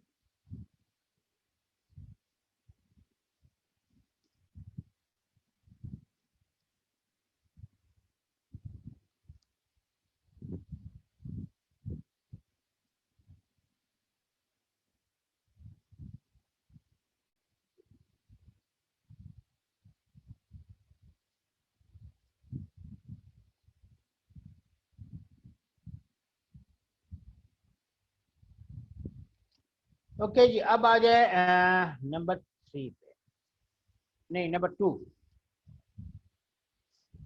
नंबर 2 ये some time on the dissolution of the firm partner buy the goodwill of the firm. यानी अगर जिस पार्टनर ने या जिन पार्टनर ने गुडविल खरीदी है, अब वो राइट रखते हैं आगे जो फर्म का जो भी प्रॉफिट आ रहा है वो उनके हिस्से में जाएगा। Sometime on the dissolution of firm, a partner buys the goodwill of the firm. In such case, he has the right to use the firm name and earn personal profit. बहुत simple है, इसमें तो कोई typical चीज नहीं है। Next जो आएगा ये डिमांड ऑफ प्रीमियम। नेक्स्ट जो आएगा ये डिमांड ऑफ प्रीमियम आएगा। इसमें 3 कंडीशन है जो आपकी बजाय नहीं लिखी हुई, लेकिन ये क्वेश्चन, ये नंबर 4 का क्वेश्चन अगर कभी एग्जाम के बाद वास्ता पड़ा तो ज्यादातर लोगों से ये क्वेश्चन पूछा जाता है, और उसको समझिएगा कैसे पूछा जाता है। मैं पहले when a partner has paid premium on entering into firm, paid premium into entering into partnership firm for fix period. Question बच्चे का साथ है, फसीसा फरमा सर क्या क्रेडिटर शू कर सकता है पार्टनर्स को for private debts and yes, yes फसीसा कर सकता है।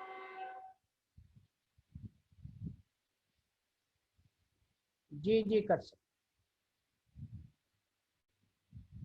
जी। फसी हैंड रेज किया, पूछें बेटा।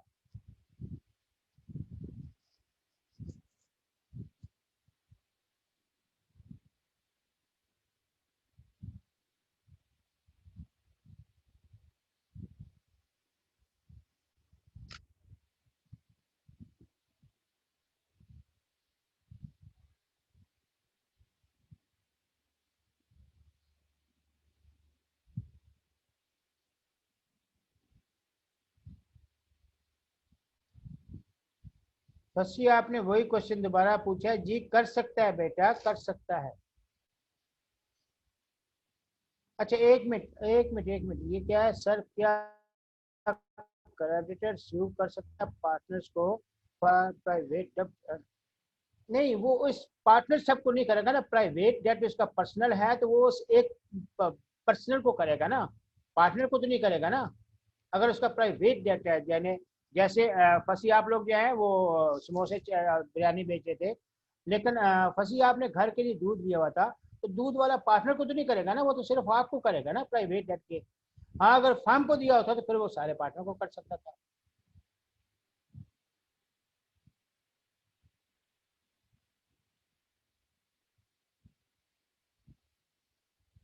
फर्स्ट आप पूछें अगर और मनी ना हो तो उसके लिए होता यह है कि इंसॉल्वेंसी प्रोसेस, अगर आप पहले तो ये याद रखिएगा कि जब कोर्ट के थ्रू जाते हैं या ऐसी सूरत आती है और डेट ज़्यादा हो और पेमेंट आपके पास लाइबिलिटी जो है, मतलब पेमेंट कम है, लाइबिलिटी ज़्यादा है, एसेट्स कम है, तो फिर डेफिनेटली इंसॉल्वेंसी प्रोसेस में जाते हैं। और इंसॉल्वेंसी प्रोसेस में फिर जब आप जाते हैं तो आपकी सारी चीज़ें बेच के तो परसेंटेज के हिसाब से लोगों को दिया जाता है।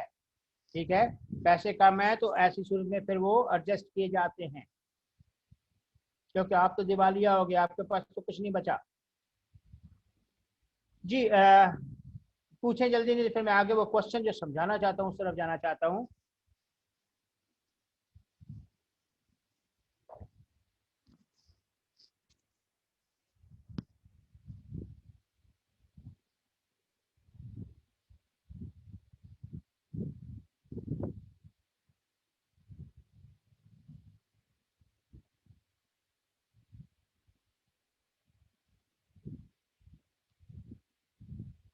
ओके, और क्वेश्चन मुझे तो कोई नजर नहीं आ रहा जी। अब आइएगा डिमांड ऑफ प्रीमियम। अब सुनिएगा, डिमांड ऑफ प्रीमियम का बहुत लेंथी लिखा हुआ है, मैं आपको सिंपल समझा देता हूं कि फर्ज कर लें ये आशिर, फसील और कौन है, हारून, ये तीनों पार्टनर थे। आशिर, फसी, हारून पार्टनर थे। अब जयान जो है ये फिक्स पार्टनरशिप, जयान ने कुछ अर्से बाद ज्वाइन किया और जयान ने जो है ज्वाइन किया, पैसे दिए, तो असूल हुआ ये कि वो पार्टनरशिप या ये तीनों थे, दोनों सूरतें ले सकते हैं। तो पार्टनरशिप फिक्स टर्म से पहले खत्म हो गई, पार्टनरशिप फिक्स टर्म से पहले खत्म हो गई। ज़ाहिर है जब फिक्स टर्म से पहले खत्म हो तो सकता है नुकसान हुआ हो। तो ऐसी सूरत में उस पार्टनर को रिफंड, अच्छा यहाँ पे लिखा हुआ नहीं, कुछ बुकों में लिखा हुआ नहीं मिलेगा, नहीं मिलेगा, ठीक, लेकिन किन तीन कंडीशन में वो काट पीट के मिलेगा या नहीं मिलेगा। या तो फर्म डिसॉल्व हुई किसी पार्टनर की डेथ की वजह से, या एग्रीमेंट में ऐसा था कि जब जो है फर्म पहले खत्म हो गई पैसे नहीं मिलेंगे। यहाँ पे याद रखिएगा नहीं मिलेगा मतलब ये मिलेंगे सारा काट पीट के बाद, नुकसान पूरा करने के बाद, या उस पार्टनर के अपने मिसकंडक्ट की वजह से हुआ। ये पहले पढ़े, दोबारा समझाता हूँ। When a partner has paid, partner की बात, partner has paid premium on entering into partnership for a fixed period, and the firm is dissolved before the expiration of that term, he should be entitled to the fund of the premium for unexpired period. But he cannot demand premium if this solution is caused due to the death of the partner or misconduct of the partner, and under an agreement if there is no provision for the refund of premium. यानी वो situation जहां पे वो पहले खत्म हो गए, कुछ बचा ही नहीं है, तो नॉर्मल तो होता है कि खत्म किया, जो पैसे बचे आपस में बांट लिए, लेकिन ये ऐसी सिचुएशन थी कि उस पार्टनर को तीन सूरतों में कुछ नहीं मिलेगा।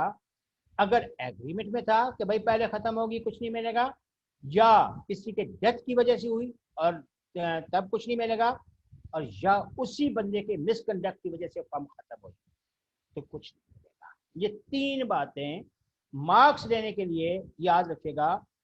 इसमें या तो एक चीज वो कोई और शामिल कर सकते हैं, या ऑल ऑफ अबव का ऑप्शन आएगा, मोस्टली ऑल ऑफ अबव आता है। ये तीनों पॉइंट आपको पता हो। जी बेटा पूछें, शाबाश।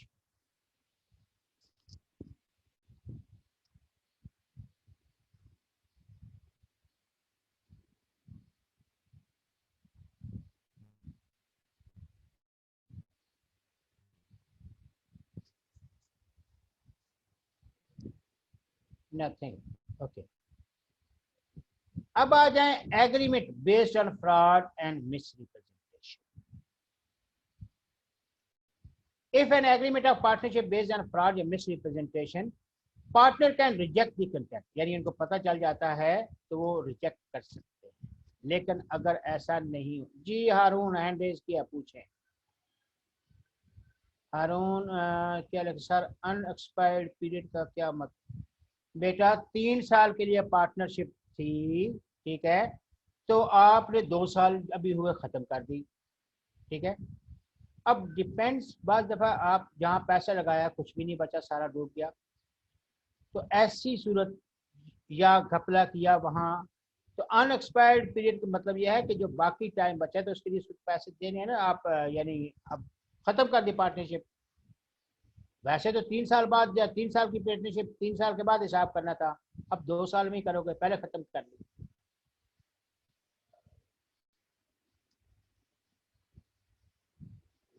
ओके जी, agreement based on fraud and misrepresentation. If an agreement of partnership based on fraud or misrepresentation, partner can reject the contract. He has the following rights. जब किसी दूसरे पार्टनर ने कोई फ्रॉड किया, कोई कंट्रैक्ट के मिसरिप्रेजेंटेशन के बाद किया, तो वो पार्टनर जो है, जो बाकी पार्टनर जिसने नहीं किया, वो उस कॉन्ट्रैक्ट को रिजेक्ट कर सकता है, और उसकी वजह से अगर उसको कोई प्रॉब्लम हुआ, ये पैसे देने पड़े हैं, तो बाकी एसेट्स पे लीन कर सकता है। ठीक है, he has the filing right a lien on the surplus of assets of the firm after payment of debts of the firm for any sum paid by him for purchase of share in the firm or capital contributed by him. दूसरा, to be ranked as a creditor, यानी अब वो उसके ब्याह पे पैसे देना पड़े हैं, तो अब वो फर्म का क्रेडिटर कंसिडर होगा in respect of any payment made by him towards the debt of the firm. तीसरा, to be indemnified by the partner guilty of fraud या misrepresentation against all that. Lengthy लिखा हुआ मैं आपको बहुत आसान समझा देता हूँ।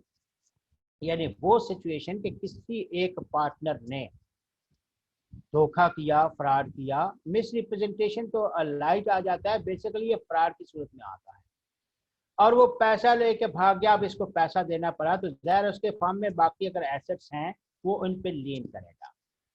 ठीक है, लीन करेगा जब तक वो पैसे नहीं देते, ये उनको हैंड ओवर नहीं करेगा। या अब जितना पैसा उसको दिया, अब ये फर्म का क्रेडिटर कंसिडर होगा और फर्म को इस पार्टनर को पैसा देना होगा, और उस पार्टनर की गिल्टी जिसने फ्रॉड किया उसकी वजह से जो उसको नुकसान हुआ है वो भी उससे पूरा करवाएगा जिसने फ्रॉड किया है।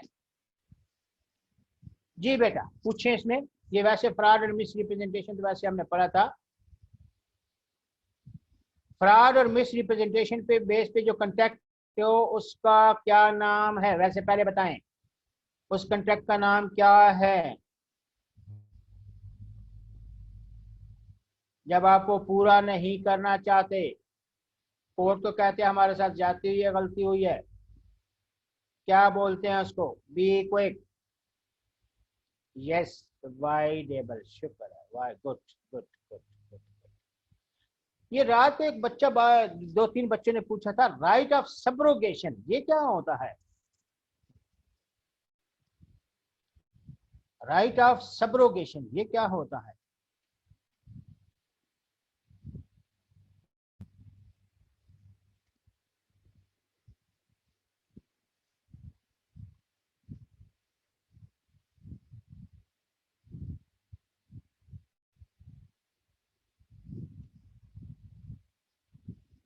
क्या हो गया, राइट ऑफ सब्रोगेशन मैंने पढ़ाया था बेटा।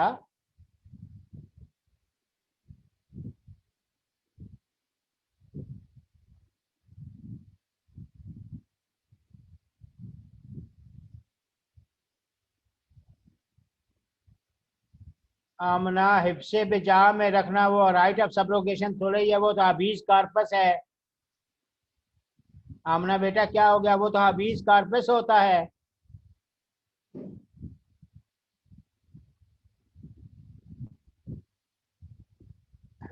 आमना बेटा क्या हो गया आपको, जो आप कह रहे हैं वो हबीज, दैट इज हबीज कार्पस।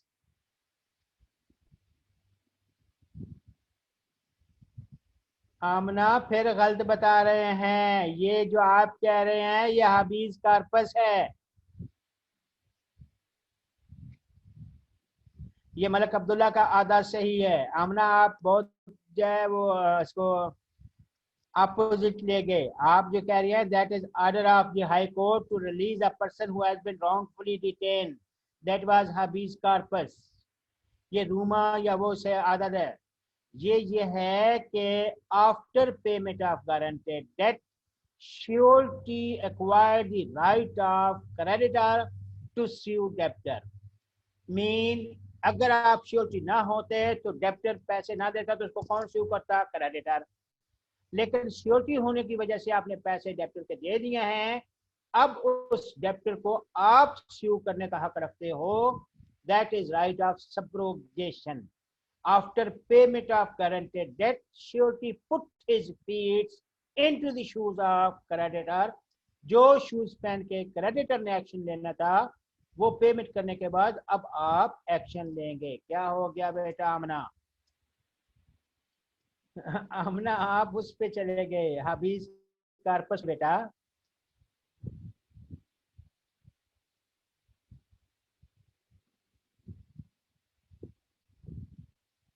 हमने ये क्लियर हुआ या नहीं हुआ बेटा?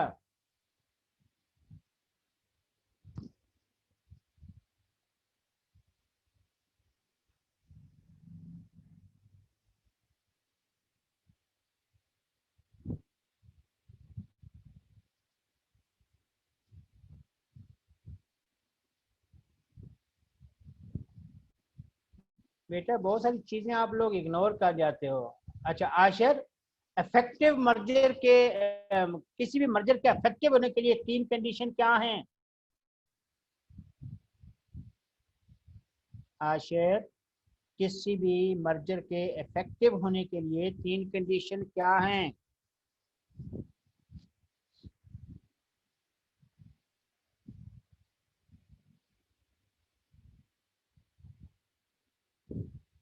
किसी भी मर्जर के इफेक्टिव होने के लिए तीन कंडीशन क्या है?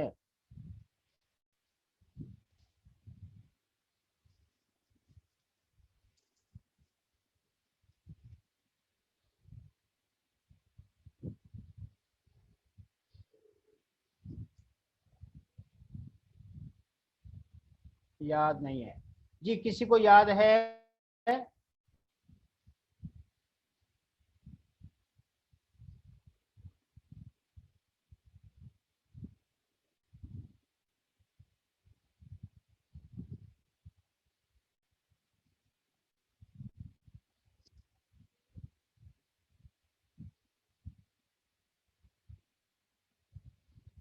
फंसी, ये तो आप डेफिनेशन बता रहे हो ना, तीन कंडीशन क्या है इफेक्टिव मर्जर के लिए?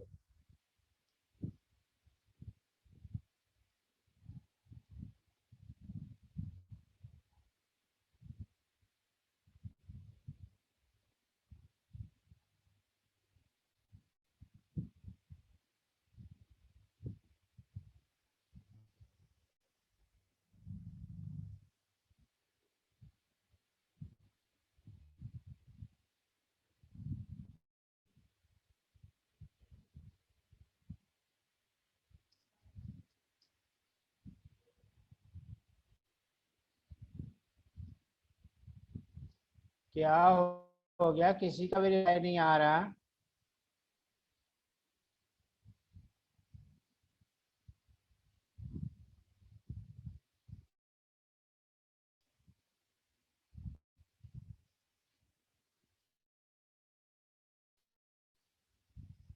बेटा कंडीशन, ये तीन कंडीशन थी। The party must be same, the subject matter must be same, the difference between the legal value and legal operation. याद रखो कि फर्ज किया आमना जो नहीं, आयशा जो है वो अकाउंटेंट रखी, इन्होंने आयशा वालों ने 2 घंटे के लिए अकाउंटेंट रखी और अब उसको पूरे दिन के लिए हायर कर लिया। तो पार्टी मस्ट बी सेम, यानी आयशा और आयशा में, और subject matter must be same, यानी जो अकाउंटेंट थी अब अकाउंटेंट जो है 2 घंटे के लिए थी, ठीक है, अब पूरे दिन के लिए। तो डिफरेंस बिटवीन, यानी उसी अकाउंटेंट में ही इसको क्या है आपने पूरे दिन के लिए रखा है। और difference between legal value and legal operation, मतलब पहले 2 घंटे के लिए आती थी, अब पूरे दिन के लिए आएगी। और पहले इसको जो है 10,000 मिलता था, अब 40,000 मिलेगा।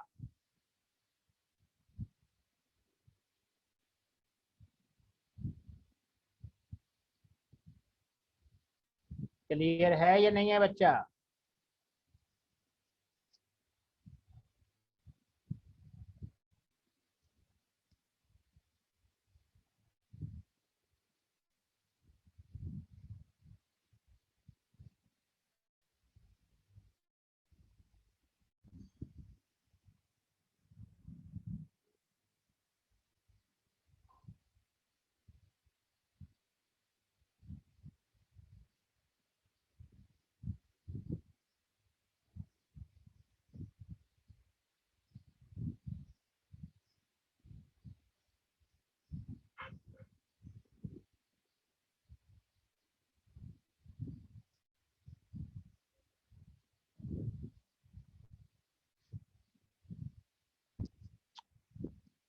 क्लियर है या नहीं है, मैं आगे चलूं?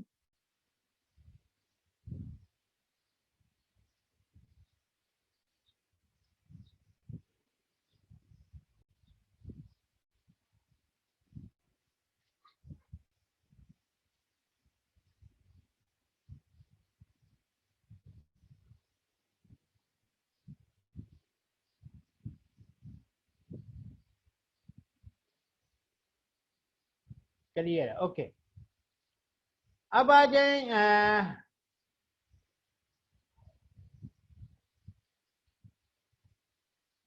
restriction, restrain from use of firm's name या property. Each partner or his representative is entitled to restrain the other partner from carrying on business in the name of firm from using the property of the firm for their own benefit until the affair of the firm have been completely wound up. ये है कि अगर अभी partnership firm जो है dissolve कर ली, किसी ने गुडविल नहीं खरीदी, तो फिर कोई भी पार्टनर उसका लीगल ऐप उस कोई भी उस फर्म का नाम यूज करता है या प्रॉपर्टी, उसको मना कर सकता है।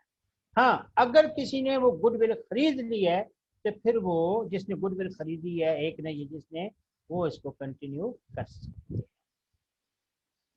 ओके जी, अब आ जाए liabilities of partner on dissolution. थोड़ा सा रह गया है।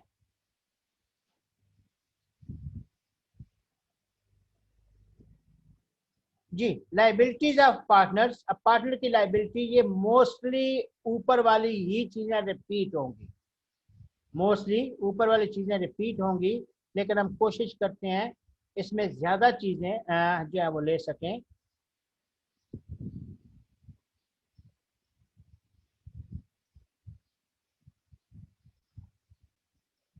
जाहिर साहब, thank you, so nice of you, thank you sir. अच्छा, अब आइएगा, हम शुरू करते हैं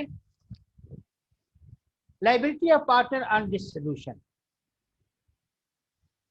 Partners, following a liability of partner on dissolution. Number one, partner on dissolution. The partner of this dissolved firm continue to be liable to third parties for all acts done in connection with the affair of the firm until public notice is given of the dissolution. ठीक है, यानी जब तक आपने dissolution public notice नहीं दिया तो सारी लाइबिलिटीज के लिए अप्लाइबल है। हालांकि होता यह है कि जब डिसॉल्व करते हैं सबको, जब सामान खरीदना बंद कर देते हैं तो पता चल जाता है। एनीहो, but the state of a partner who dies or become insolvent or who retired but is not known to outsider world is not liable for the act done after the date on which he ceases to be a partner. यानी बाकी तो liable हो सकते हैं, कौन नहीं होगा? यानी इनका नोटिस भी नहीं देना पड़ेगा, जो मर गया, जो इंसॉल्वेंट हो गया, और जो वो पर्सन रिटायर हुआ है जिसको हम स्लीपिंग पार्टनर कहते हैं, जिसको लोग नहीं जानते, ये लायबल नहीं होंगे।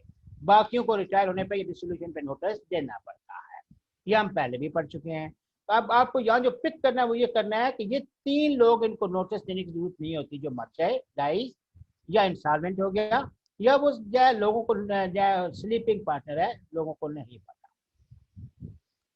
अच्छा, एक बात। दूसरा, कंटिन्यूइंग अथॉरिटी। कंटिन्यूइंग अथॉरिटी आपकी जब after dissolution the authority of each partner continues for the following. जो काम रह गए थे, to wind up the affair of the firm, firm के अफेयर वाइंड अप, लेना देना हिसाब करना वो, या टू कंप्लीट ट्रांजैक्शन, कोई एक जो ट्रांजैक्शन रहती थी जो अनफिनिश्ड है डिसोल्यूशन के बाद भी, वो आपने कंप्लीट करनी है। तो दो सूत्रों में ये आपका लाइबिलिटीज और अथॉरिटीज कंटिन्यू रहती हैं डिसोल्यूशन के बाद। अच्छा, ये दोनों क्लियर हैं?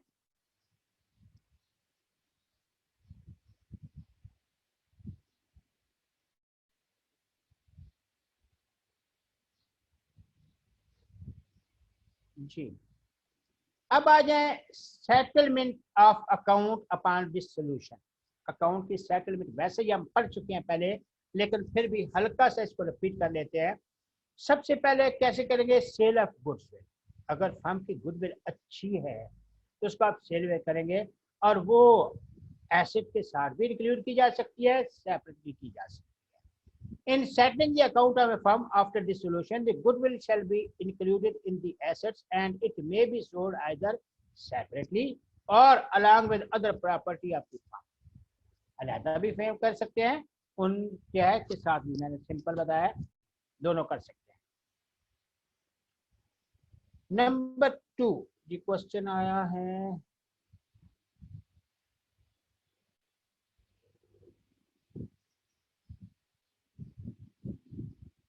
बेटा फंड तो खत्म हो गए, लेकिन जो आपने ऑर्डर लिया था समोसे बना कर देने का, तो वो तो उसके लिए पैसे रखोगे ना।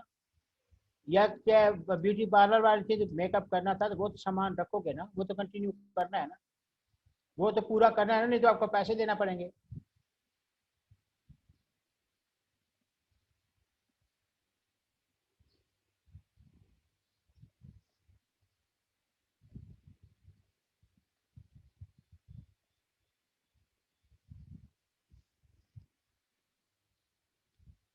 क्लियर?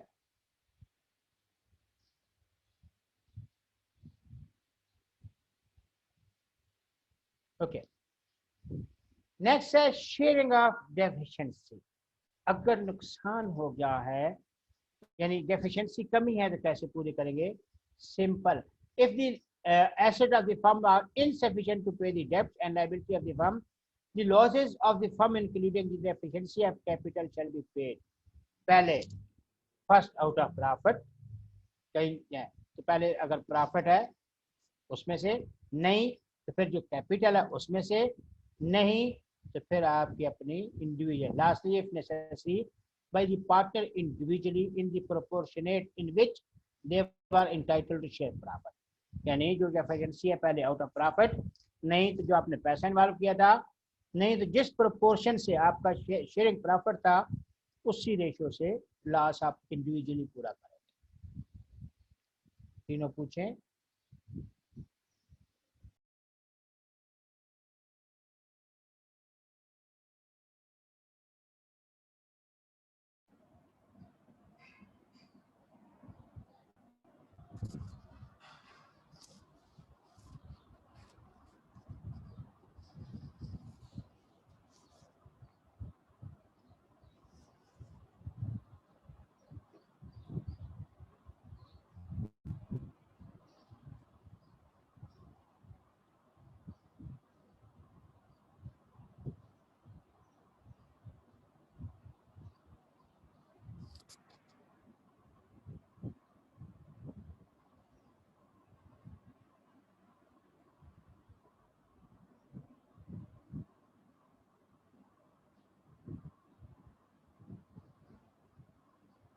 ओके, क्लियर है।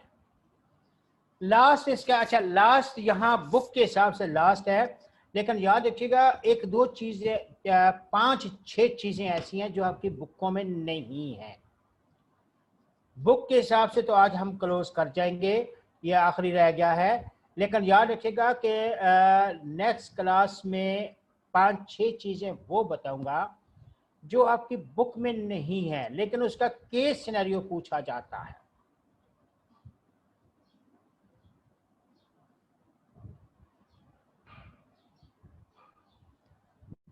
जी, आपकी बुक में लिमिटेड लाइबिलिटी पार्टनरशिप आई है, ये नई पार्टनर इन्होंने इंट्रोड्यूस की है, उसकी क्वालिटी सारी वही हैं।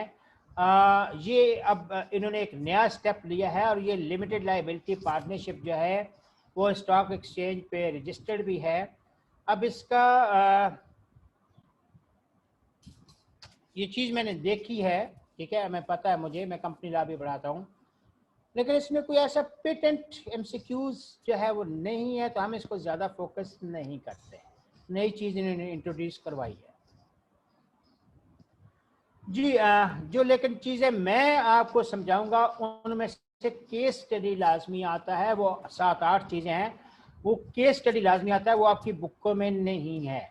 वो आज अभी टाइम देखते हैं क्योंकि एमसीक्यूज भी करने हैं, आज हो सका तो आज कर लेंगे, नहीं तो नेक्स्ट क्लास में करेंगे। वो लाजमी चीज़ें समझिएगा, वो 5-6 चीज़ें लाजमी समझिएगा, उसमें 1-2 केस स्टडी आते हैं। अच्छा, अब ये order of application of assets हम एंड करते हैं। The assets of the firm, including any sums contributed by the partner to make up deficiency of capital, shall be applied in following manners. NRA.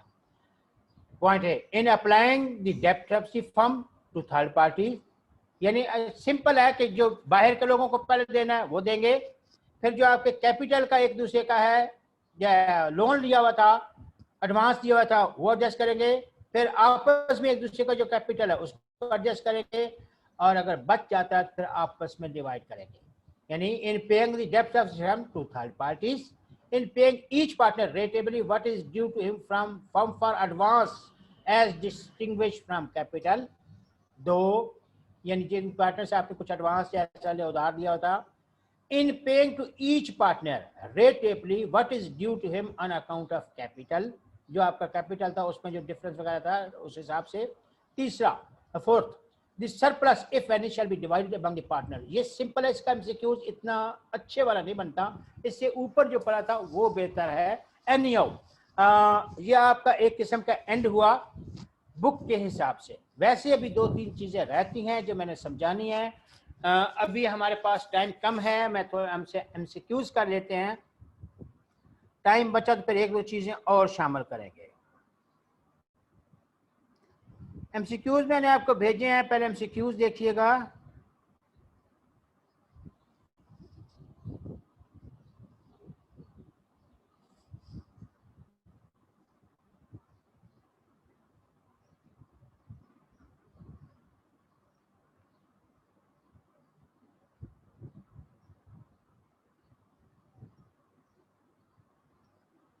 Ji MCQs one by one शुरू करते हैं. अच्छा, question क्या बच्चे का आया है? मुस्तफ़ा पीजन sir, just to be sure that sir in preparation which book to consider until now I have taken consider both books, but in your opinion which book is considered for both book? Mustafa कौन सी both book हैं? मुस्तफ़ा कौन सी both book हैं? तो ये limited liability partnership अगर कहते हो जिन books में है, नहीं आई है, तो उसमें जो चंद बातें हैं उसमें क्यों परेशान हो? बोथ बुक्स का क्या, वो एक एडिशनल चीज आई है. मुस्तफ़ा बोथ बुक नहीं है, वही बुक एक ही है. इसमें थोड़ी सी अमेंडेड चीज ये चीज शामिल की गई है, तो उसमें तो ऐसा कुछ भी नहीं है. क्या उसमें पूछना चाहते हो? बोथ नहीं है, डिफरेंस सिर्फ थोड़ा सा ये है कि उसमें वो चीज शामिल हुई है. आशिर कहते सर मेरे पास एमसीक्यू सेंड कर दें. आशिर बेटा अगर आप मेरा मोबाइल ले तो आप जो है सर पकड़ के बैठ जाएंगे रात 1 बजे तक. आशिर साहब मेरी बात सुनिएगा कि आप कहते हैं मेरे पास एमसीक्यूज मिस हो गया. ये बच्चे बहुत सारे हैं, जो कोई बीमार हो गया, कोई छुट्टी पे चला गया, कोई क्लास मिस की, तो मैं रात 1 बजे तक उन सब के रिप्लाई ही कर रहा होता हूँ. किसी के एमसीक्यूज मिस हो जाते हैं, किसी को प्रीवियस लेक्चर. अगर मेरा मोबाइल देखें तो 100+ क्वेश्चन जो क्वेरीज होती है, मैं 100 से होते हैं. तो मेरे लिए अब मसला ये होता है कि यहाँ भी सेक्शन है और जगह भी है, तो सारे एडजस्ट करना. जो टाइम मिला मैं कर दूंगा, लेकिन ये आपका प्रॉब्लम नहीं. बहुत सारे बच्चे कोई लेक्चर जो है उनको चाहिए होता है, कोई इसी किस्म का चल रहा होता है. कोशिश करें कि अगर ग्रुप में से बच्चों से ले सकते हैं वेल एंड गुड, नहीं तो फिर बेटा मेरी तो मजबूरी है.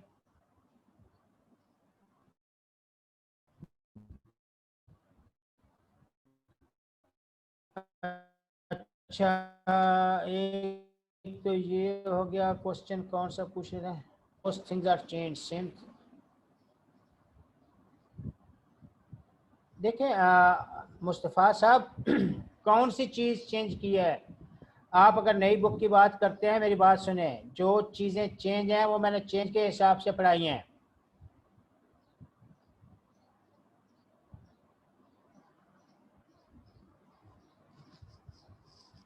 कोई बहुत ज़्यादा चीज़ें चेंज नहीं है मुस्तफ़ा साहब.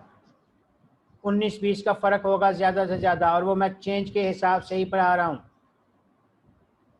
क्या पार्टनरशिप एक्ट चेंज हो गया? नहीं, वही है. कब बना था? 1 अक्टूबर 1932. दोनों बुक में वही है. रजिस्ट्रेशन एक्ट कब आया? 1 अक्टूबर 1933. वही है. टाइप ऑफ पार्टनर चेंज हुए? नहीं, वही हैं. डिस्ट्रीब्यूशन मेथड चेंज हुए? नहीं, वही हैं. जहाँ पे माइनर कहीं चेंजेस हैं, ठीक है, 19-20 चेंज हुआ, लेकिन ऐसा भी नहीं है. और एमसीक्यूज चेंज अगर हुए भी हैं तो जो पुरानी बहुत सारी चीज़ें हैं वो एज इट इज़ भी चलती हैं. लेकिन जहाँ चेंज हो वो खुद बताता हूँ. पार्टनर का नंबर ऑफ पार्टनर कम से कम 2, ज़्यादा से ज़्यादा 20 ही हैं, नहीं चेंज हुए. Is it okay? तो लॉट ऑफ चेंजेस नहीं है बच्चा। ओके, हम एमसीक्यूज करते हैं।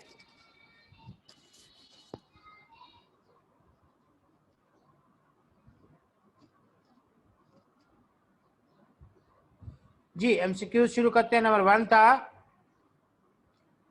अ holder is a person who is entitled to the instrument in his own name and the terms includes। जी 1 क्या आएगा?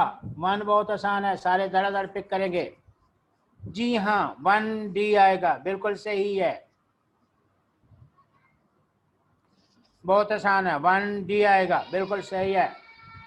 नंबर 2 पे आ जाए, a person become a holder in due course of a negotiable instrument if he receive it। जी अब क्या आएगा? 2 का क्या आएगा?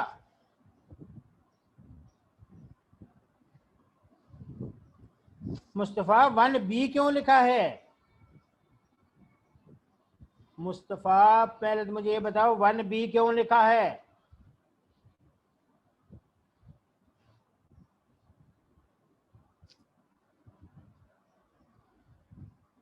मुस्तफ़ा 1B क्यों लिखा है? 1B गलत है।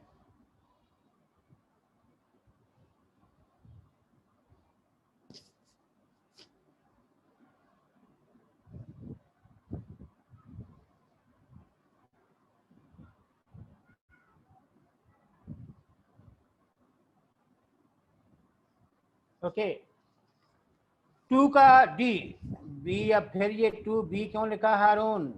बी क्यों लिखा है हारून? 2 का बी क्यों लिखा है?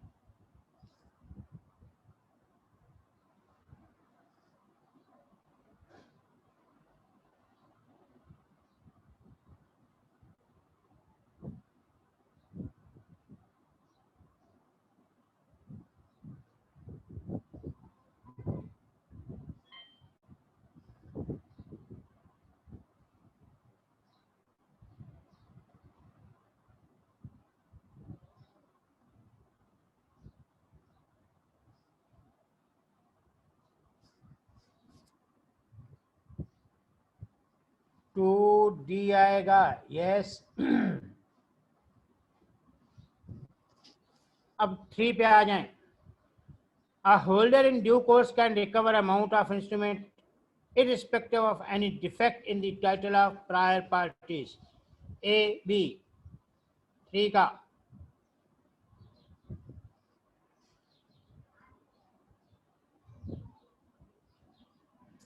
जी बेटा 3A आएगा, बिल्कुल सही है, 3A आएगा, यस। 4 पे आइएगा, a found a negotiable instrument lying on the road and transfer it to B who received it in good faith and for consideration, can B recover the amount due on the instrument? A, yes, he is holder in due course. B, no, as A had no title the instrument।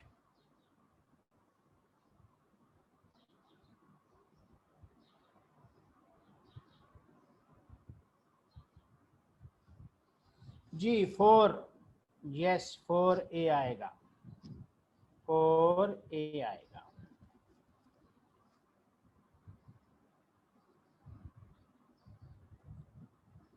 जी 5 पे आइएगा, a negotiable instrument payable to order can be transferred by। जी 5 वाला अच्छा MCQs है, अच्छा यानी ये अक्सर पूछा जाता है, 5 वाला अक्सर पूछा जाता है।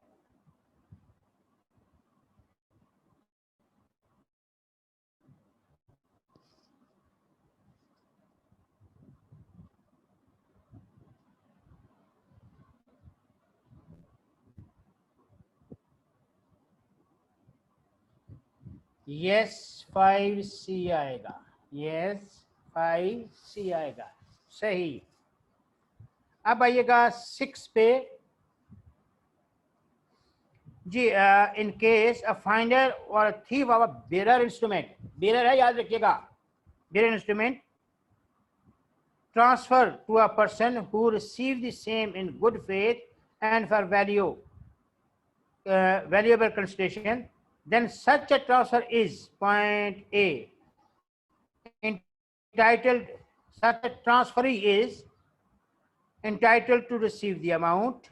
G not entitled. G क्या आएगा 6 का 6A आएगा 6A आएगा।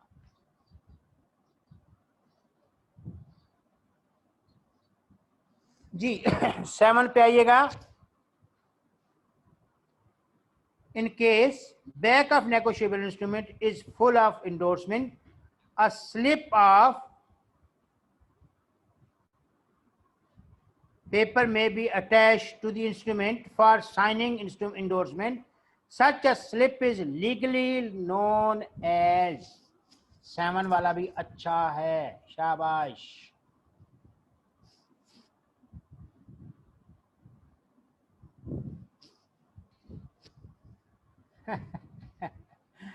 सेवन बी क्यों होगा? बी तो है ही चीज, ये अलहदा है।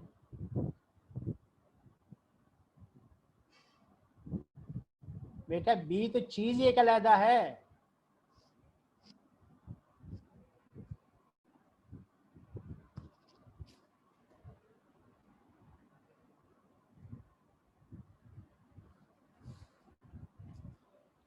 सेवन ए आएगा, बी नहीं आएगा।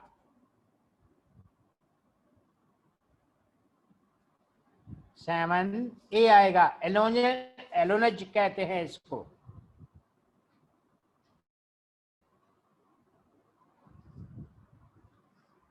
जी हाँ, अब आइएगा 8 पे। 8 an endorsement made by endorser by signing his name and also by writing the name of endorser is known as name of endorsee आएगा ना, सॉरी endorser known as। जी अब ये 8 वाला अच्छे वाला है, लेकिन आमना बेटी बहुत ग्रेट है, वो जल्दी पिक कर जाती है। जी स्पेशल एंडोर्समेंट, यस 8। सी क्यों होगा हारून? हारून सी क्यों आएगा?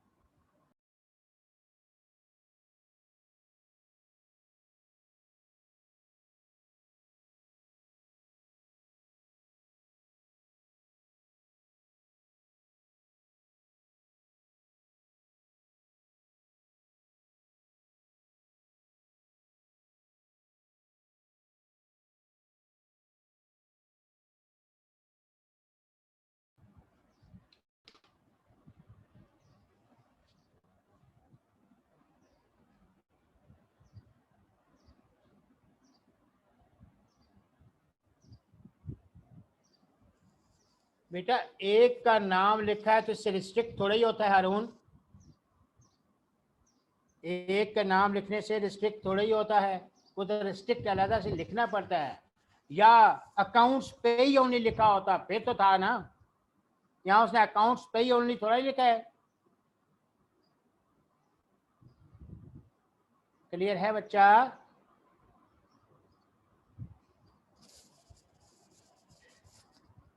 अरुण क्लियर है? ओके अच्छा। अब आ जाए जी 9 पे। An endorsement by which endorsee exclude his liability by express word known as. ये तो अब आपको बहुत अच्छी तरह याद हो जाना चाहिए। 9 आमना जी ग्रेट है, पता नहीं आप 20 कारपेट पे क्यों फिसल गई, वरना बहुत अच्छे कंसेप्ट हैं। जी सेंस सब्रोगेशन पे गलत हो गया था, राइट ऑफ सब्रोगेशन में। जी तो 9C आएगा, that is sense recourse endorsement. That is sans recourse endorsement.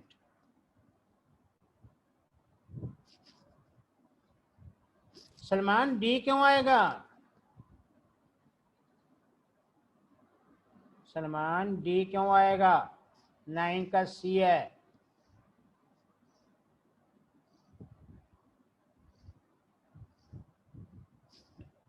Okay ji, last one है 10. A negotiable instrument is said to be discharged when the liability of which of the following parties come to an end.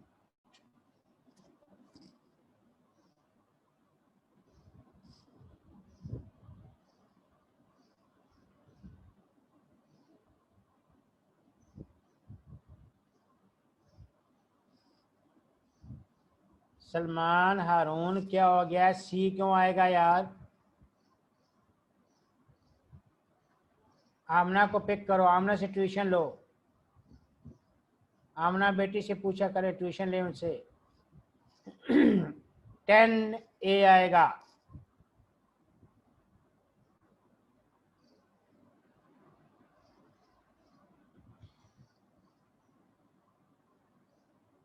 Ten का ए आएगा। अच्छा, next class में थोड़ा सा material लिखिएगा, जो लिखना पड़ेगा थोड़ा सा मैं लिखवाऊंगा। वो 5-6 बातें लिखवाना चाहता हूँ।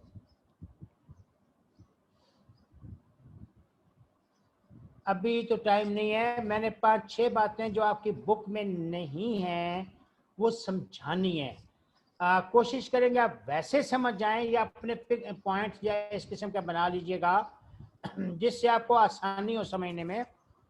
लेकिन वो हमने इस तरह से करना है कि आप लोगों को उसकी समझ आ जाए।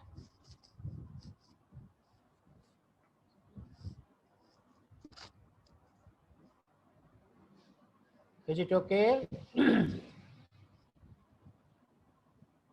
कोई डाउट? जी, ये 10 MCQs देखें, इसमें कोई चीज रह तो नहीं गई?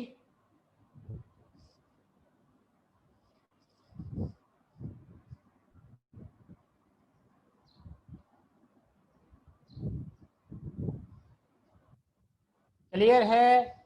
ओके, इंशाल्लाह नेक्स्ट क्लास में हमारी जो है रूटीन थी थर्सडे फ्राइडे, तो लाजमी होंगी 2, किसी का मुझे नहीं पता।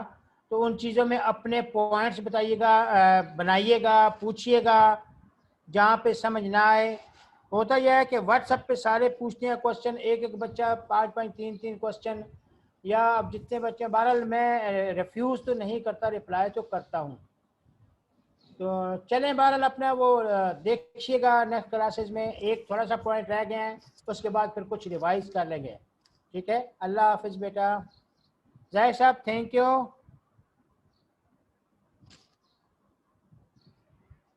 जाहिर साहब। जी sir. Thank you sir, so nice of you, so nice. Okay.